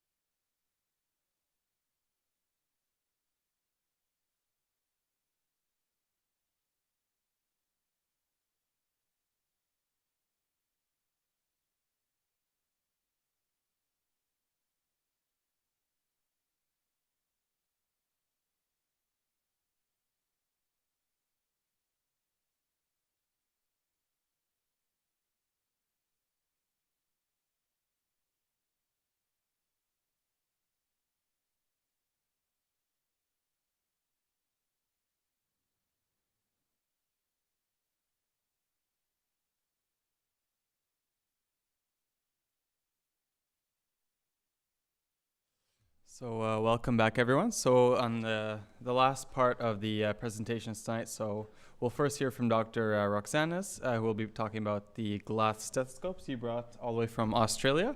Then we'll hear from Sami and Ilyas, the two Millennium Award winners who will be presenting their work tonight.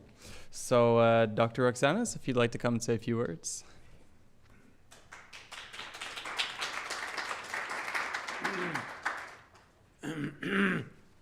Thank you, thank you, thank you.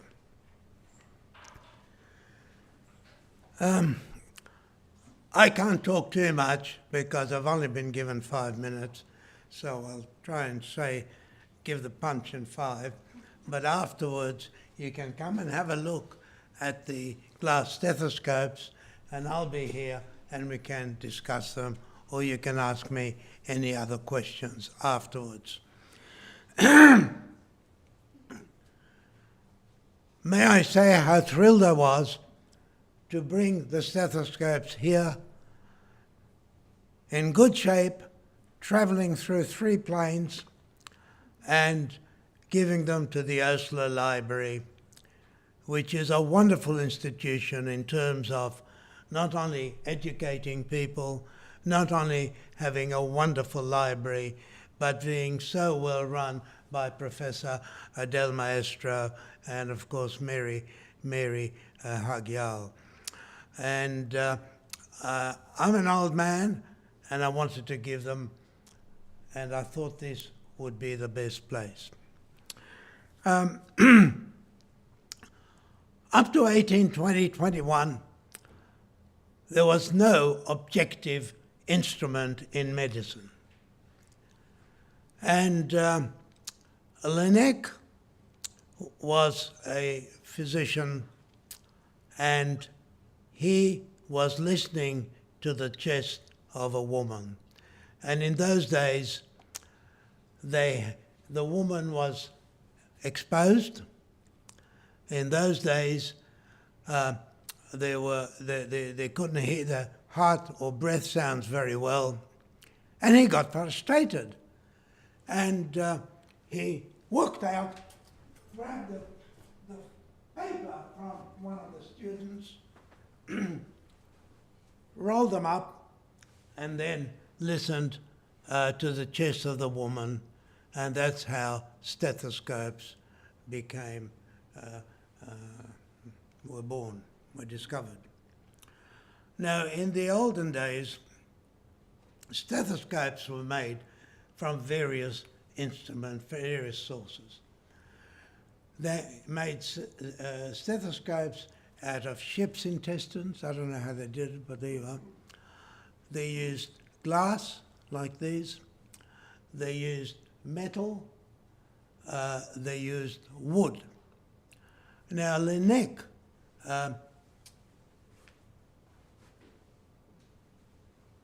was a good wood turner, and he made stethoscopes like this. I'm not saying this is made by Laennec because I don't know, but he would give a stethoscope with his book on l'auscultation. Okay?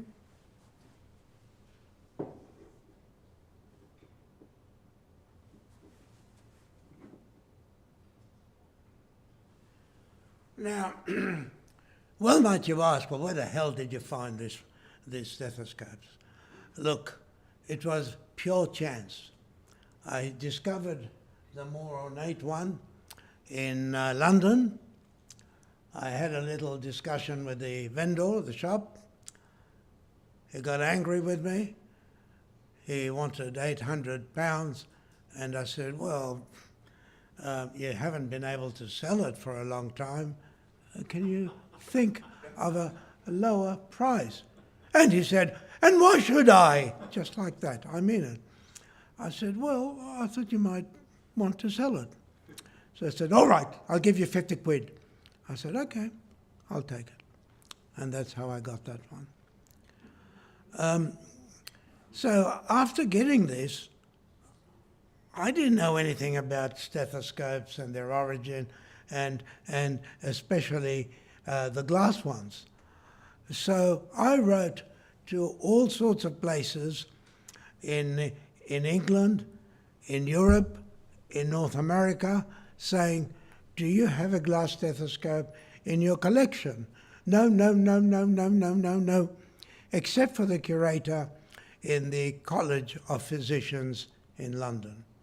And he wrote to me and said, yes, I have one. It's an obstetric one. It's a small one. I said, hooray. So I said to him, can you please send me a photograph of that? And he said, yes, if you send me a photograph of yours. So the two photographs crossed the ether. So that's how it started. I've treasured it, and now I've decided to give it to the Oslo Library and to look after it, and that's all. Any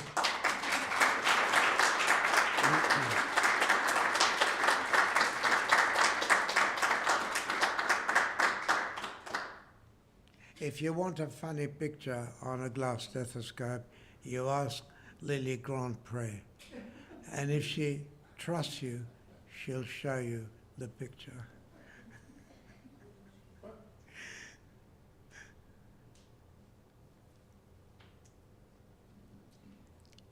Milton, can you just clarify for everybody that the seller didn't sell it to you for £50, No. 700. Oh, yes, yes. 50 off. He told me, I'll give you 50. It was the English way of saying, I'll reduce it by £50. That's all. Have you ever tried using them, listening to the chest or to a heart? Of course. And? Well, you wouldn't want to try. It's not very good. Conduction is not very good at all. Have you compared them to the wooden stethoscopes? No. The wooden, it's not very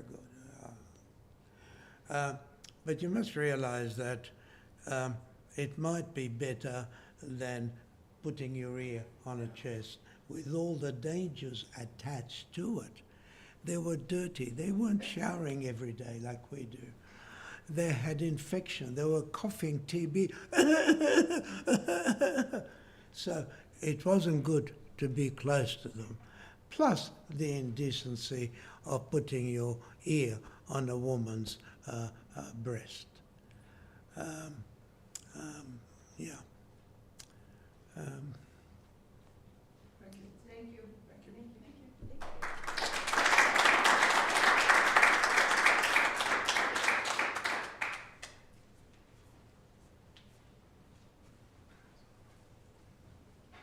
Thank you for this gift, Dr. Roxana. So we're gonna get started with the Molina Awards presentation. So first we have Sami Amhar, which is a third-year medical student. He will be presenting his project entitled Wicked Wounds and Wretched War, Reframing Antimicrobial Resistance Through World War I Writings by Canadian Medical Personnel.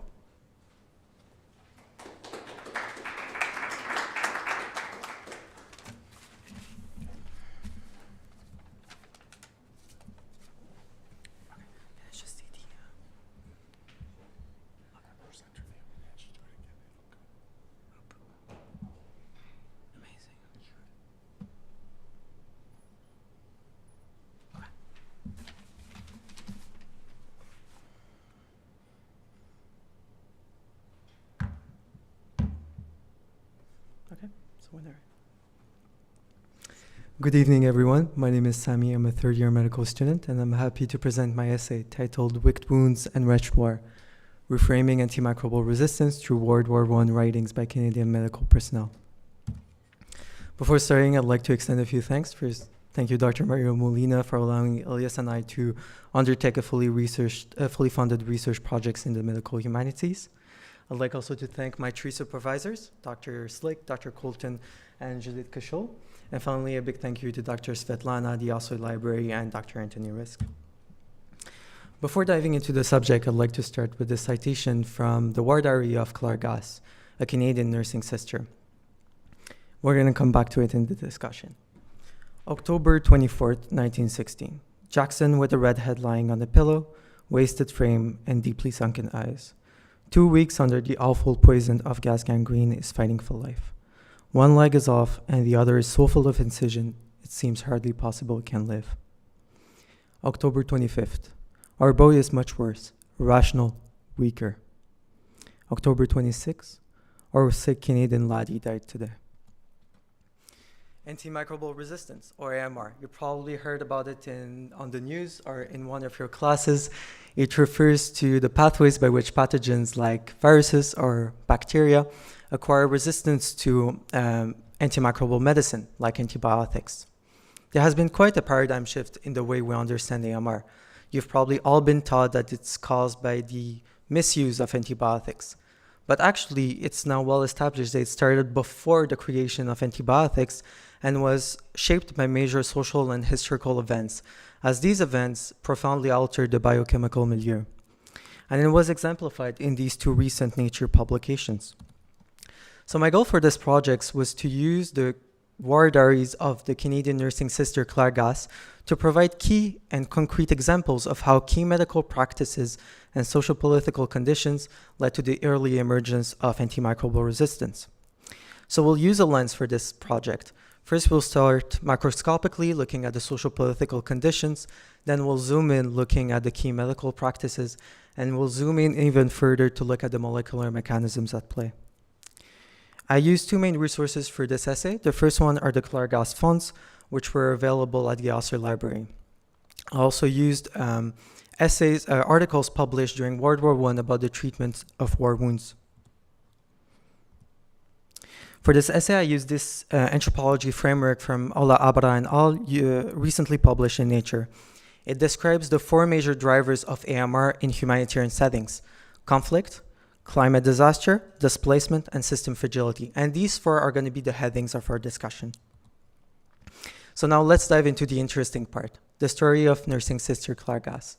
She was born in Nova Scotia to a Scottish family in 1887. At the age of 22, she joined the nursing program at the Montreal General Hospital. When the war began in 1914, she rapidly joined the Canadian Army like her four other brothers. The war not only represented an opportunity for her to earn a good salary, but also to travel and to challenge prevailing gender norms. Indeed, nursing sisters had the rank of lieutenants, which put them above many soldiers and medical personnel, including medical students. A less well-known historical fact about Claire Gass is that she has the first printed reference to In Flandre Fields by Colonel Macrae. She was actually a good friend of his and was the one to convince him to publish his poem in Punch, the Troops magazine. Nurses accomplished a crucial role during the war.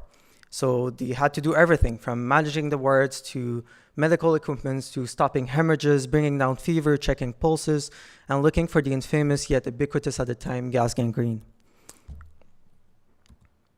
They even participated in surgeries as surgical assistants or anesthetists.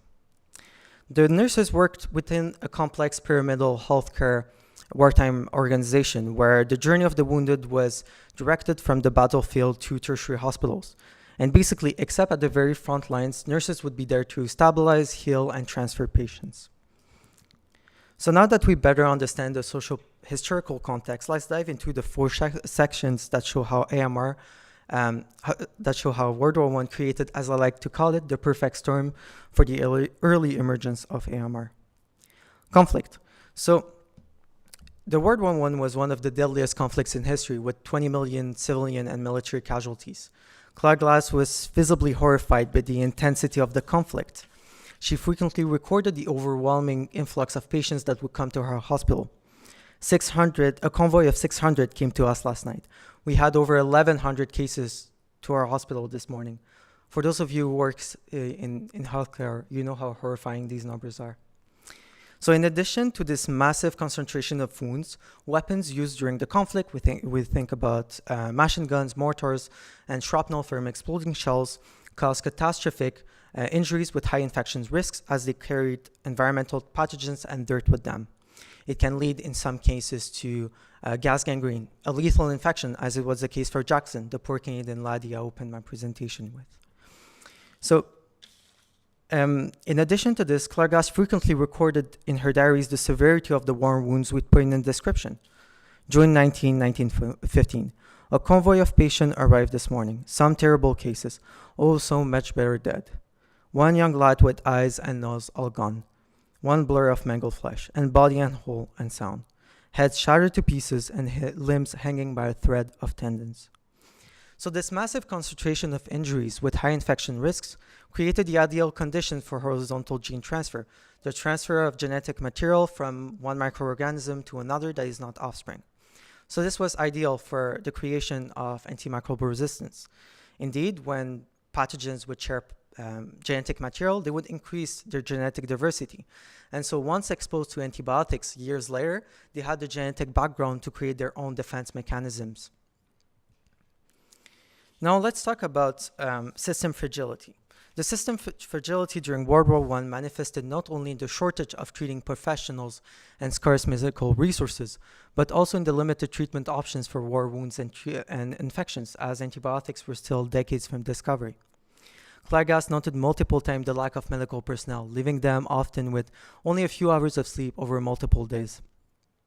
Medical personnel were also often inexperienced. Claire Gass often misspelled names of medical conditions or military equipments, which denote her probable unfamiliarity with the war wound she was treating, a practice that's vastly different from her previous at McGill. So overwork and insufficiently trained personnel didn't have the likely struggle to maintain effective hygiene and aseptic techniques, indirectly promoting infection transmission and resistance.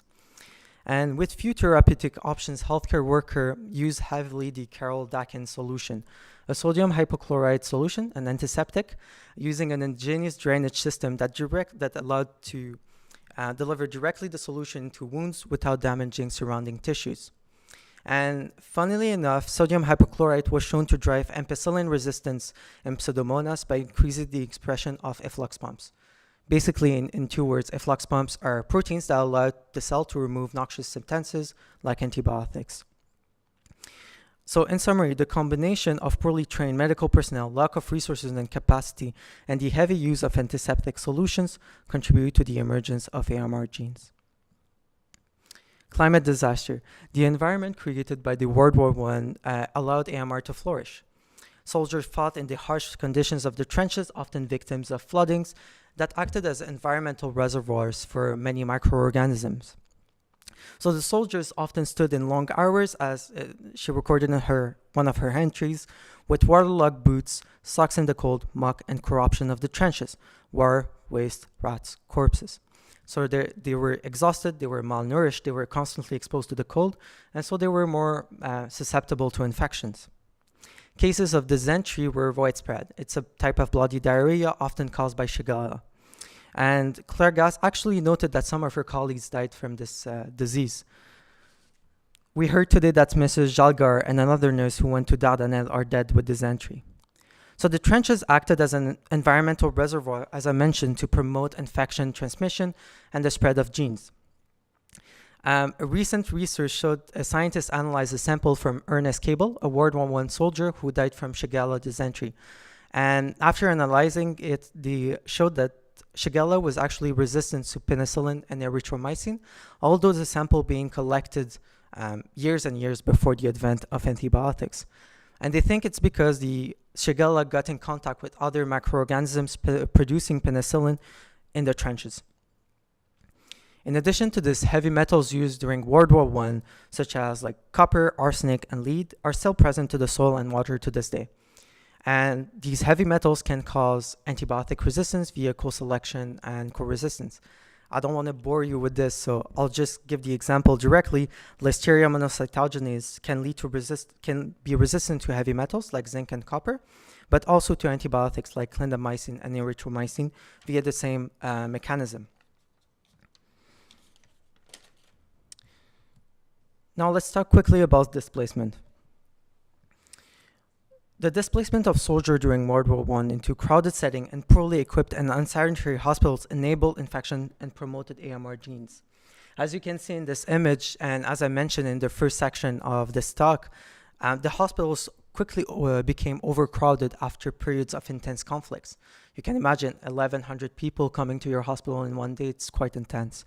And the nurses had to care for these patients often in tents and huts, which were vulnerable to the wind, colds, rains, and other elements.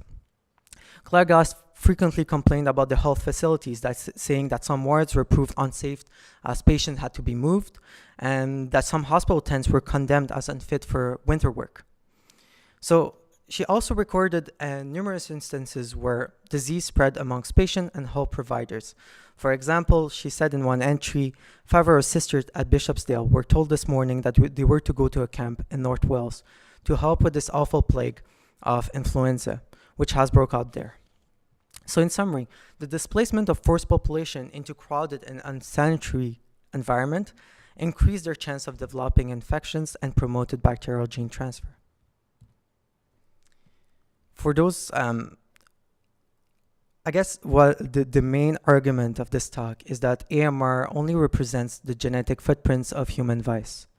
For those of you who were there last year, I'll also finish with this quote from Pierre Bourdieu. What the social world has made, the social world armed with knowledge can undo. So in conclusion, AMR is an escalating and threatening global health issue causing millions of deaths each year. The diaries of Claire Gass offer first-hand accounts of how the unsanitary hospital conditions, the poor battlefield conditions, the heavy influx of wounded, the bad infections, as well as the forced displacement of many soldiers and medical personnel, all created the ideal conditions for the spread and early emergence of AMR. Conflicts really create the perfect storm for the resistance to antibiotics, as it was seen during World War I, but also in more recent conflicts like the Iraqi Bacter outbreak. You might have heard about it. It's an infection that has been hypothesized to start in Iraq following the war, but actually affected people globally, even us at McGill, where Dr. Vin Kim Nguyen and his team described an outbreak that killed 7 patients in Montreal. So, as physician and anthropologist Paul Farmer once wrote in his book, Infection and Inequalities, we live in a world where plasmid moves freely, but compassion is often grounded. So I believe that now, more than ever, we need to show pragmatic solidarity if we want to stop this epidemic. Thank you.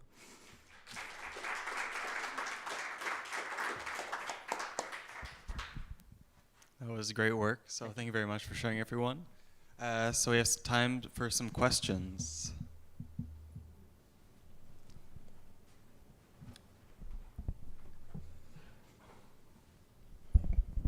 What happened to Claire Gass after the war? Yes, I wrote it in my essay, but not in the presentation for the sake of time. She actually reconverted in social work. She attended the McGill program of social work, went to Boston, and then came back and was the chief of social work at the Montreal General Hospital. She worked there for the rest of her career. Then she retired for 1 year. She worked at the Canadian National Institute for the Blind here in Montreal. And it's funny because I just finished volunteering with them this year. And then she came back to Nova Scotia to do some community work and passed away in her late 80s of cancer. Yeah.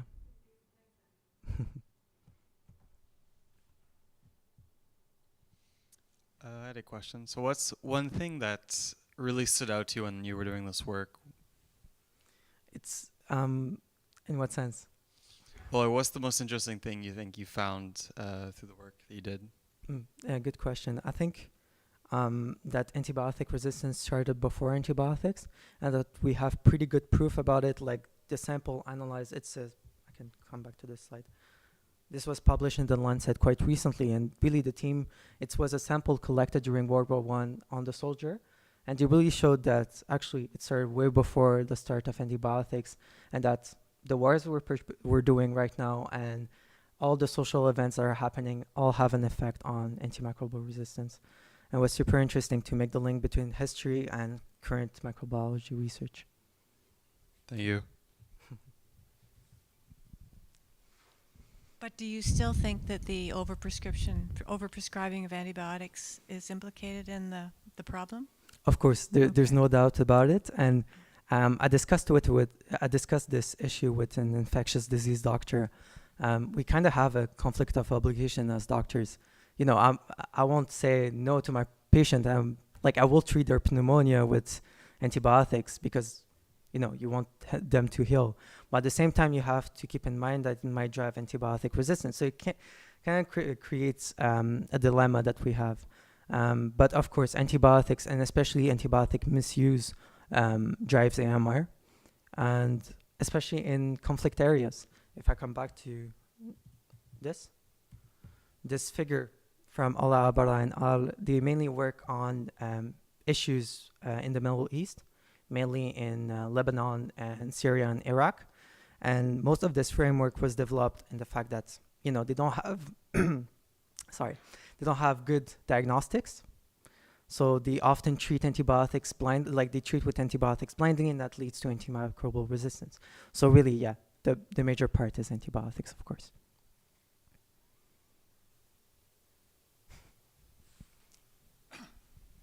In much of the world, for example, if you're in South America, you can just go to the pharmacy and buy any antibiotic you want. And I'm sure that's present in India. I'm sure that's present in much of the world. So how does that get stopped? Because one advantage is they're very cheap, because they're so available to everybody. But if you stop that, then you have other problems with costs and other things. So how do you deal with these complex problems associated with the society and the cost of these particular drugs? I'm not sure to understand the question. You mean how to deal with the issue that antibiotic misuse in areas where they don't have, they're freely available? Well, I think what I'm saying here is that if you go to Colombia, and you can go to any pharmacy and you can buy any antibiotic you want, no doctor involved. You just ask the pharmacist and they will give you that antibiotic for a price. Yeah. So you can think that there's no doctor in the middle of that work between the antibiotic and the human in many, many countries at the present time. So how do you stop that? I mean, that's almost at the age of the United Nations and other very high-end sort of organizations to try to stop that particular problem. But again, the problem is that antibiotics will go up in price if you don't have that sort of society to allow them to have antibiotics easily. Yeah, I agree. That's a complex issue. And at the same time, it comes back to what I was saying about this framework. They're using so much antibiotics often because they don't know what they're treating. They don't even know, don't have the fancy tools we have here at Montreal. And so they're just giving antibiotics for any symptoms you might have. And so I think that's part of the issue. And maybe our responsibility as high-income countries to provide with these diagnostic tests. Thank you very much.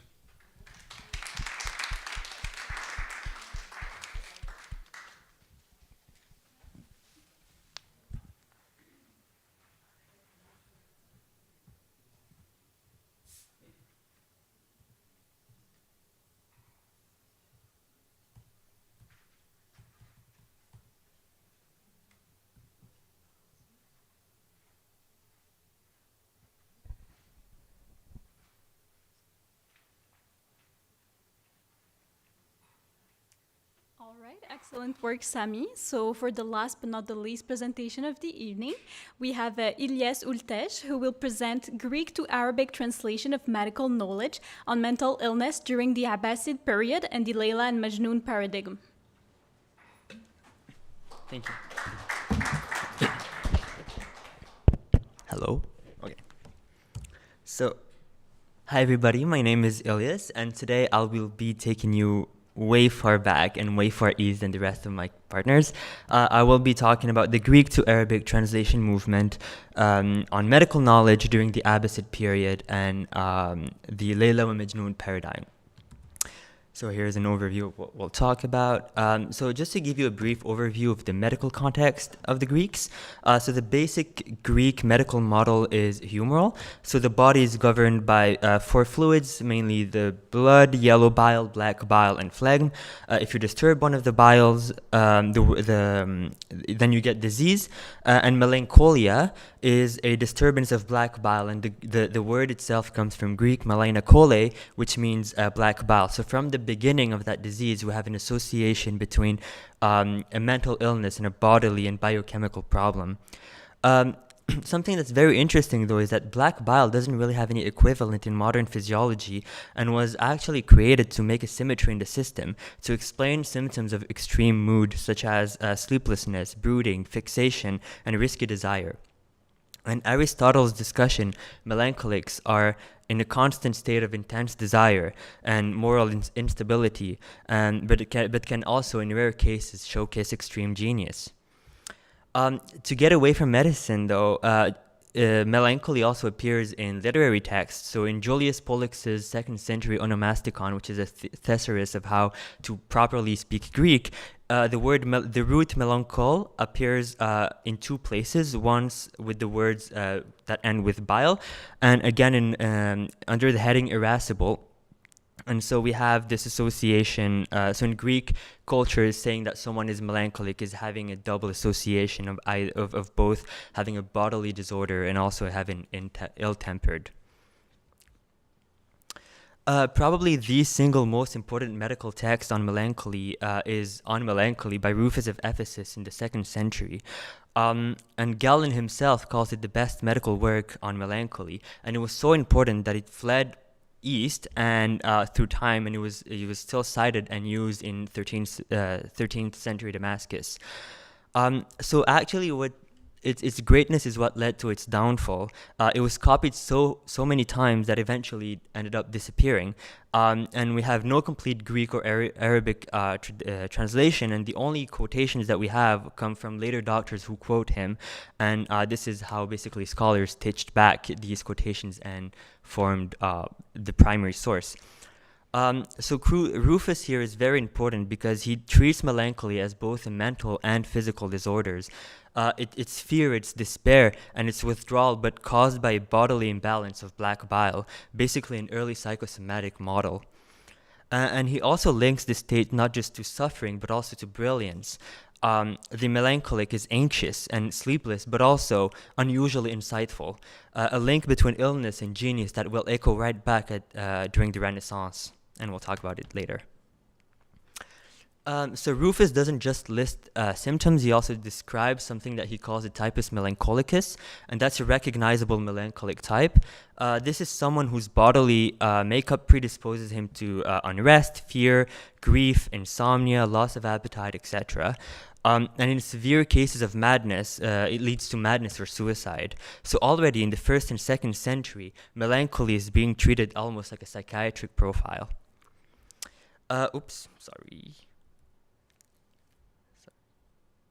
So his book later on travels and doesn't stay in Greek. It's translated in Arabic and then later in Latin and feeds back at Salerno, which is considered to be the first medical university in Europe. And so we can see the influence of that text. Now let's move a bit far east and talk about the Abbasid Empire, which is one of the Arabic Caliphate. So in the mid-8th century, the Abbasids overthrow the previous caliphate, which is the Umayyad, and then they move the capital from Damascus to a new built-in city called Medinat al-Salam, which is the city of peace, and it later became known as Baghdad. And these Abbasid rulers really framed themselves as universal and not just of Arab roots, and that's very important in how translation movement occurred. So the court of Baghdad did 2 major things that are of relevance to us. And first of all, they developed the first modern days hospitals where we have physicians, wards, and even care for the mentally ill. And they also give a lot of money to fund the translation movement. And under the Abbasid patronage, specifically through the works of Nestorian Christians, a lot of the Greek medical, philosophical, and literary texts were translated from Greek to Arabic via Syriac intermediary. And that's including Rufus's On Melancholy. So Arabic medicine doesn't start from scratch. It's essentially a continuation and then an upgrade of Greek medicine. In the 9th century, Baghdad, under the Abbasids, most of the Greek medical texts were translated into Arabic and were implemented as canon, on top of which Al-Razi and Ibn Sina built their own medicine. You can hear and read through some scholarship that say that this translation movement became earlier in Syria, but this is not really true and not supported by any real historical scholarship, and so we'll associate the translation movement to the Abbasid Empire. So Arabic medicine really emerges as from a deliberate and very expensive effort to take Greek medicine and science and then build on it within an Arabic intellectual world. Now, let me just explain to you how this translation machinery worked. So, I'll use one of the most known translators that we have, Hunayn ibn Ishaq, and he was a physician in Baghdad and effectively the chief translator of Greek medicine for the Abbasid court. He runs a workshop of mainly Nestorian Christians paid by the caliphs to produce reliable Arabic medicine. And what's really fascinating about him is that he doesn't just copy text. He hunts down multiple Greek manuscripts from the same work and then compares the different versions and comes up with an average of the versions. And this is basically an early textual criticism that scholars use today. And he translates for sense, sensum de sensu, and not word for word. So how he does it is he first reads the whole sentence and then understands it and then tries to write it in poetic Arabic. And this, in combination with his philological analyses, make him the gold standard of medical knowledge in the Abbasid and then later on in the whole Islamic world and Arabic world and then feeding back to Latin world. So even before the big Abbasid translation movement, Arabic speakers were already in contact with Byzantine and Syriac knowledge. So there were some technical terms in circulations, but not all of them had it. So for specific diseases, mainly internal diseases, Arabic had no equivalent of words. And so translators had three options. They could either transliterate the word from Greek to Arabic, they could also calque it word for word with an Arabic equivalent, or they could replace it with a native word in Arabic. A good example of that is the word, the skin disease erysipelas, and at first physicians simply borrowed it from Greek, and then eventually they worked around it and developed a new word called humra, which means redness, and this is an effort that turned Arabic into the lingua franca of science and medicine during the Middle East. In the Middle East. So you might be wondering, if English and French and many other languages just borrow Greek and Latin terms, why didn't Arabic do the same? Well, they tried, and the outcome wasn't really good, because when you drop a Greek medical term into Arabic, there's a lot of different problems that come just by shifting the language. A lot of the consonants don't exist in Arabic, and there's a vowel shift as well. And so the words didn't sound as the Greek original, and a lot of inflammation diseases sounded essentially the same, and that was confusing for physicians, and that was a clinical emergency, and so they decided that it was better to develop their own specific words. So now that I talk about the translation movement, it sounds like Arabs discovered medicine by the Greeks, but the thing is, translation is a very, very old machinery of how knowledge was transferred. Just to give you an example, in Mesopotamia, the Assyrians, when they conquered the Sumerians, didn't erase their culture. They translated the Sumerian literature and then built their own scholarship on top of it. And through those Akkadian versions, stories like Gilgamesh travel through the Mediterranean and even find echoes in Greek epics like Homer. And the same thing happens in medicine.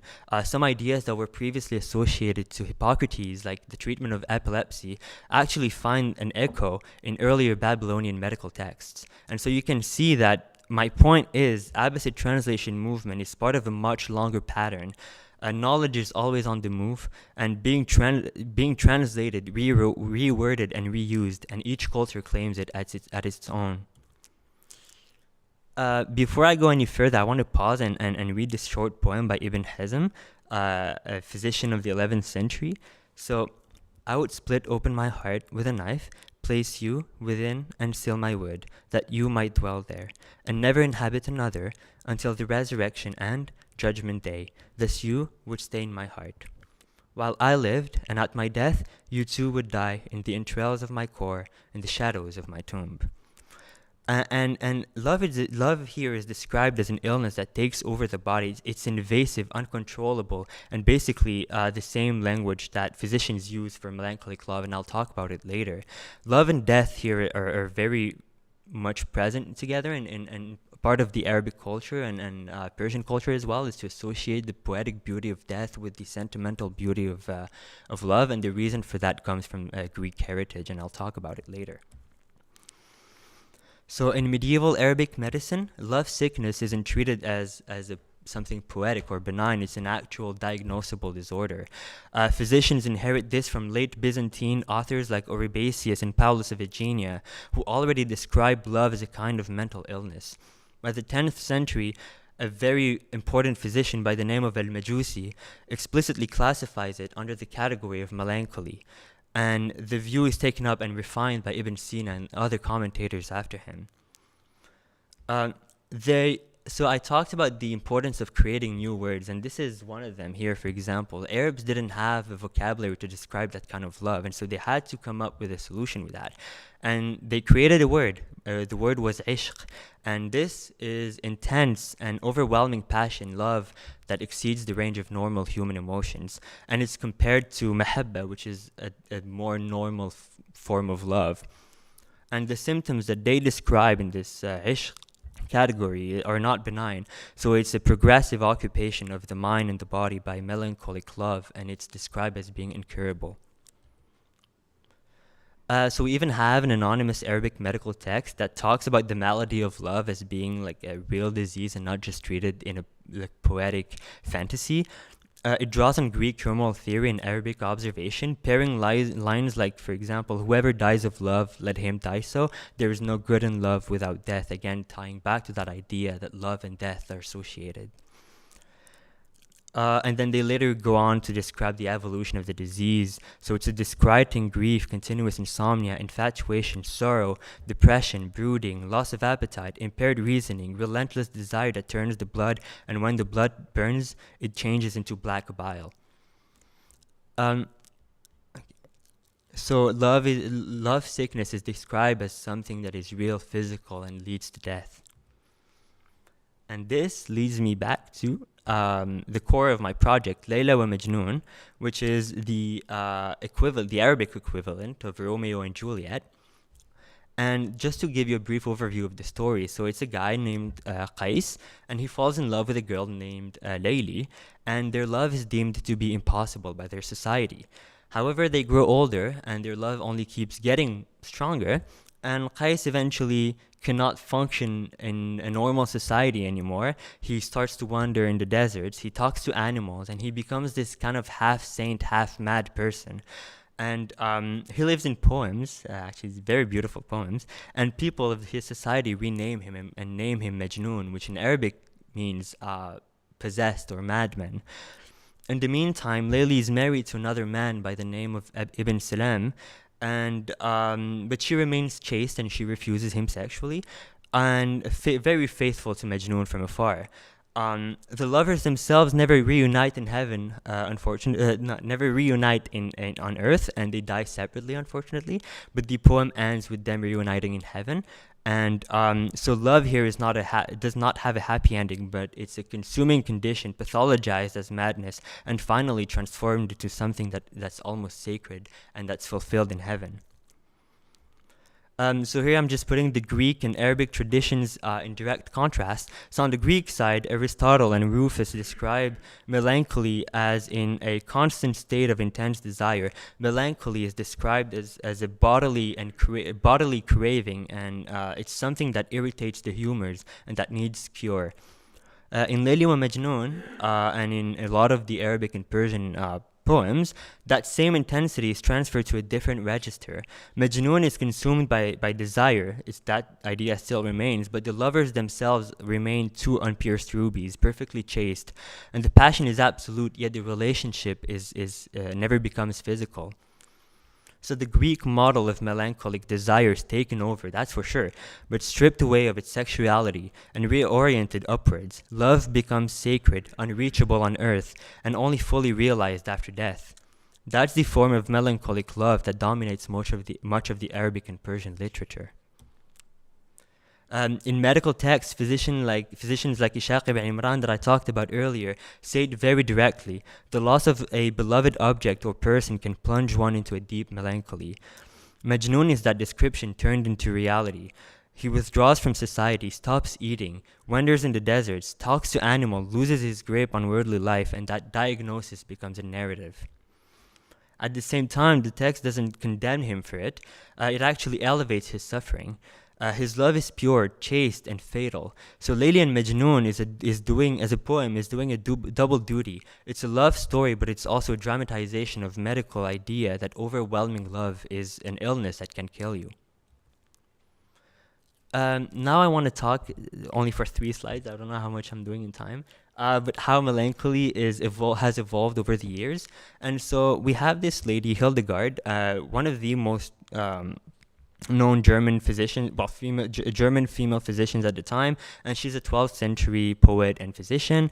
In her text, in Causes and Cures, she talks about melancholy in a way that sounds very Rufus-esque and Galenic. But she does something that's very different from the rest, and she associates it with theology.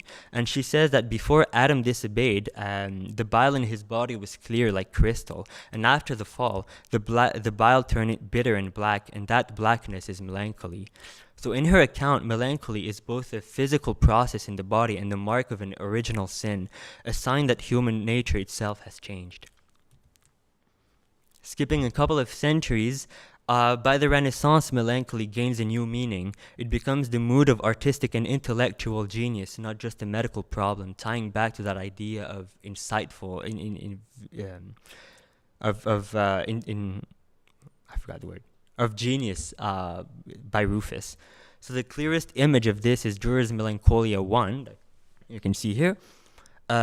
Finished in 1514. 19th century physician Carl Gustav Keres, who was also a poet, even reads it as Durer's intellectual self-portrait, a thinker surrounded by tools of geometry and craft, yet frozen in exhaustion and doubt. And we find the same theme in Goethe's Faust, a desperate drive to know everything paired with the pain of realizing that human knowledge will always fall short. Renaissance melancholy is precisely that tension between brilliant insight and the impossible desire for total understanding. To bring this into the present, today psychiatry uses the DSM, and someone talks about it. He talked about it here. And in the previous edition, the DSM-4, there's a category called obsessive-compulsive personality disorders, and it's described as follows: a pervasive preoccupation with orderliness, perfectionism, and mental and interpersonal control at the expense of flexibility, openness, and efficiency, beginning by early adulthood and present in a variety of contexts. Now, what I'm trying to tell you here, my point isn't to force upon you the idea that modern-day researchers and psychiatrists used the idea of melancholy that was initially developed by Rufus. The idea is to see a pattern where the mind that cannot stop working, the mind that cannot stop thinking, eventually suffers from it and falls into some form of mental illness. And therefore this association between deep thinking and malady isn't some historical heritage. It's really something that keeps getting renamed and rechanged and reinvented. So to wrap up, what I wanted to stress by this presentation is that the idea of melancholy is not a fixed thing, and it changes according to the cultural zeitgeist. In Greek medicine, it was a bodily imbalance. In Arabic and Persian love literature, it becomes a sacred, chaste obsession that destroys the lovers. In medieval Christianity, it's redefined as a stain of sin in the soul. And in Renaissance humanism, it turns into the burden of genius and unreachable knowledge. So melancholy is always described as too much longing, too much love, too much thinking, and too much mind. And finally, the very last point is that everything that I talked about today is essentially comes down to us from poets, physicians, philosophers, and painters, but we never get to hear the voices of those who suffer madness and those whose minds are collapsing, and that silence is also part of history. So I wanted to give a special thanks to Dr. Molina and Dr. Faith Wallace and Dr. Prashant Kashyap-Murthy, who really guided me and without whom nothing of these would have been made possible.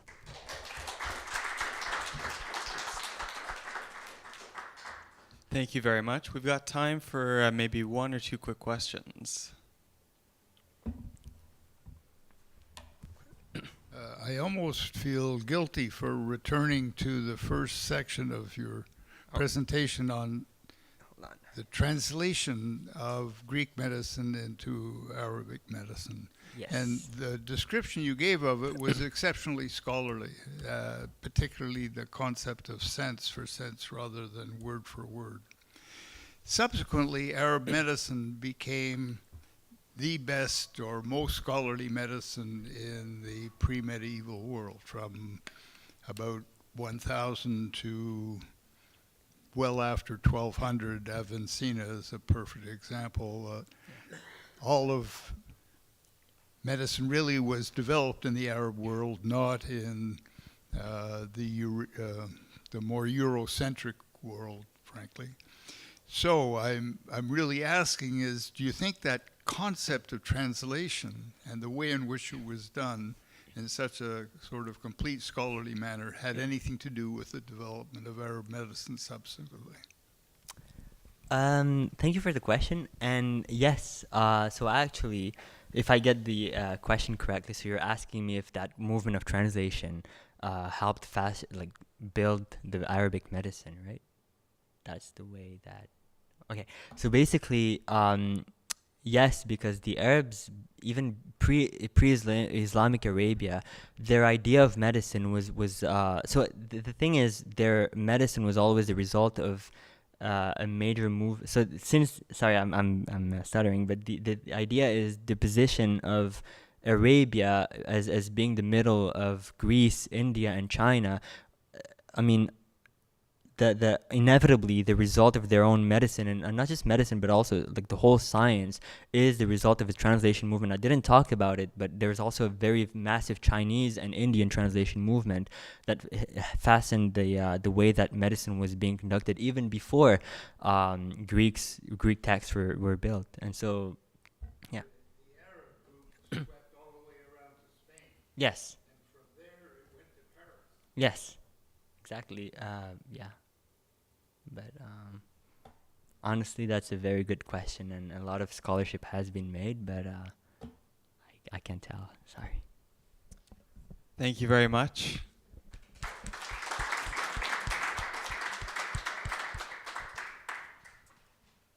So this concludes the 2025 Medical Student Research Symposium. So maybe we give one last round of applause to all presenters. Everyone's work here was great today. It was very interesting to hear some of the stuff that you were all doing. Very cool stuff. Definitely learned a lot. And also a big thank you to Dr. Roxanas for the donation for the glass stethoscope to the Oslo Library. And we hope to all have you at the banquet tomorrow. So thank you very much, and have a good evening. Thank you.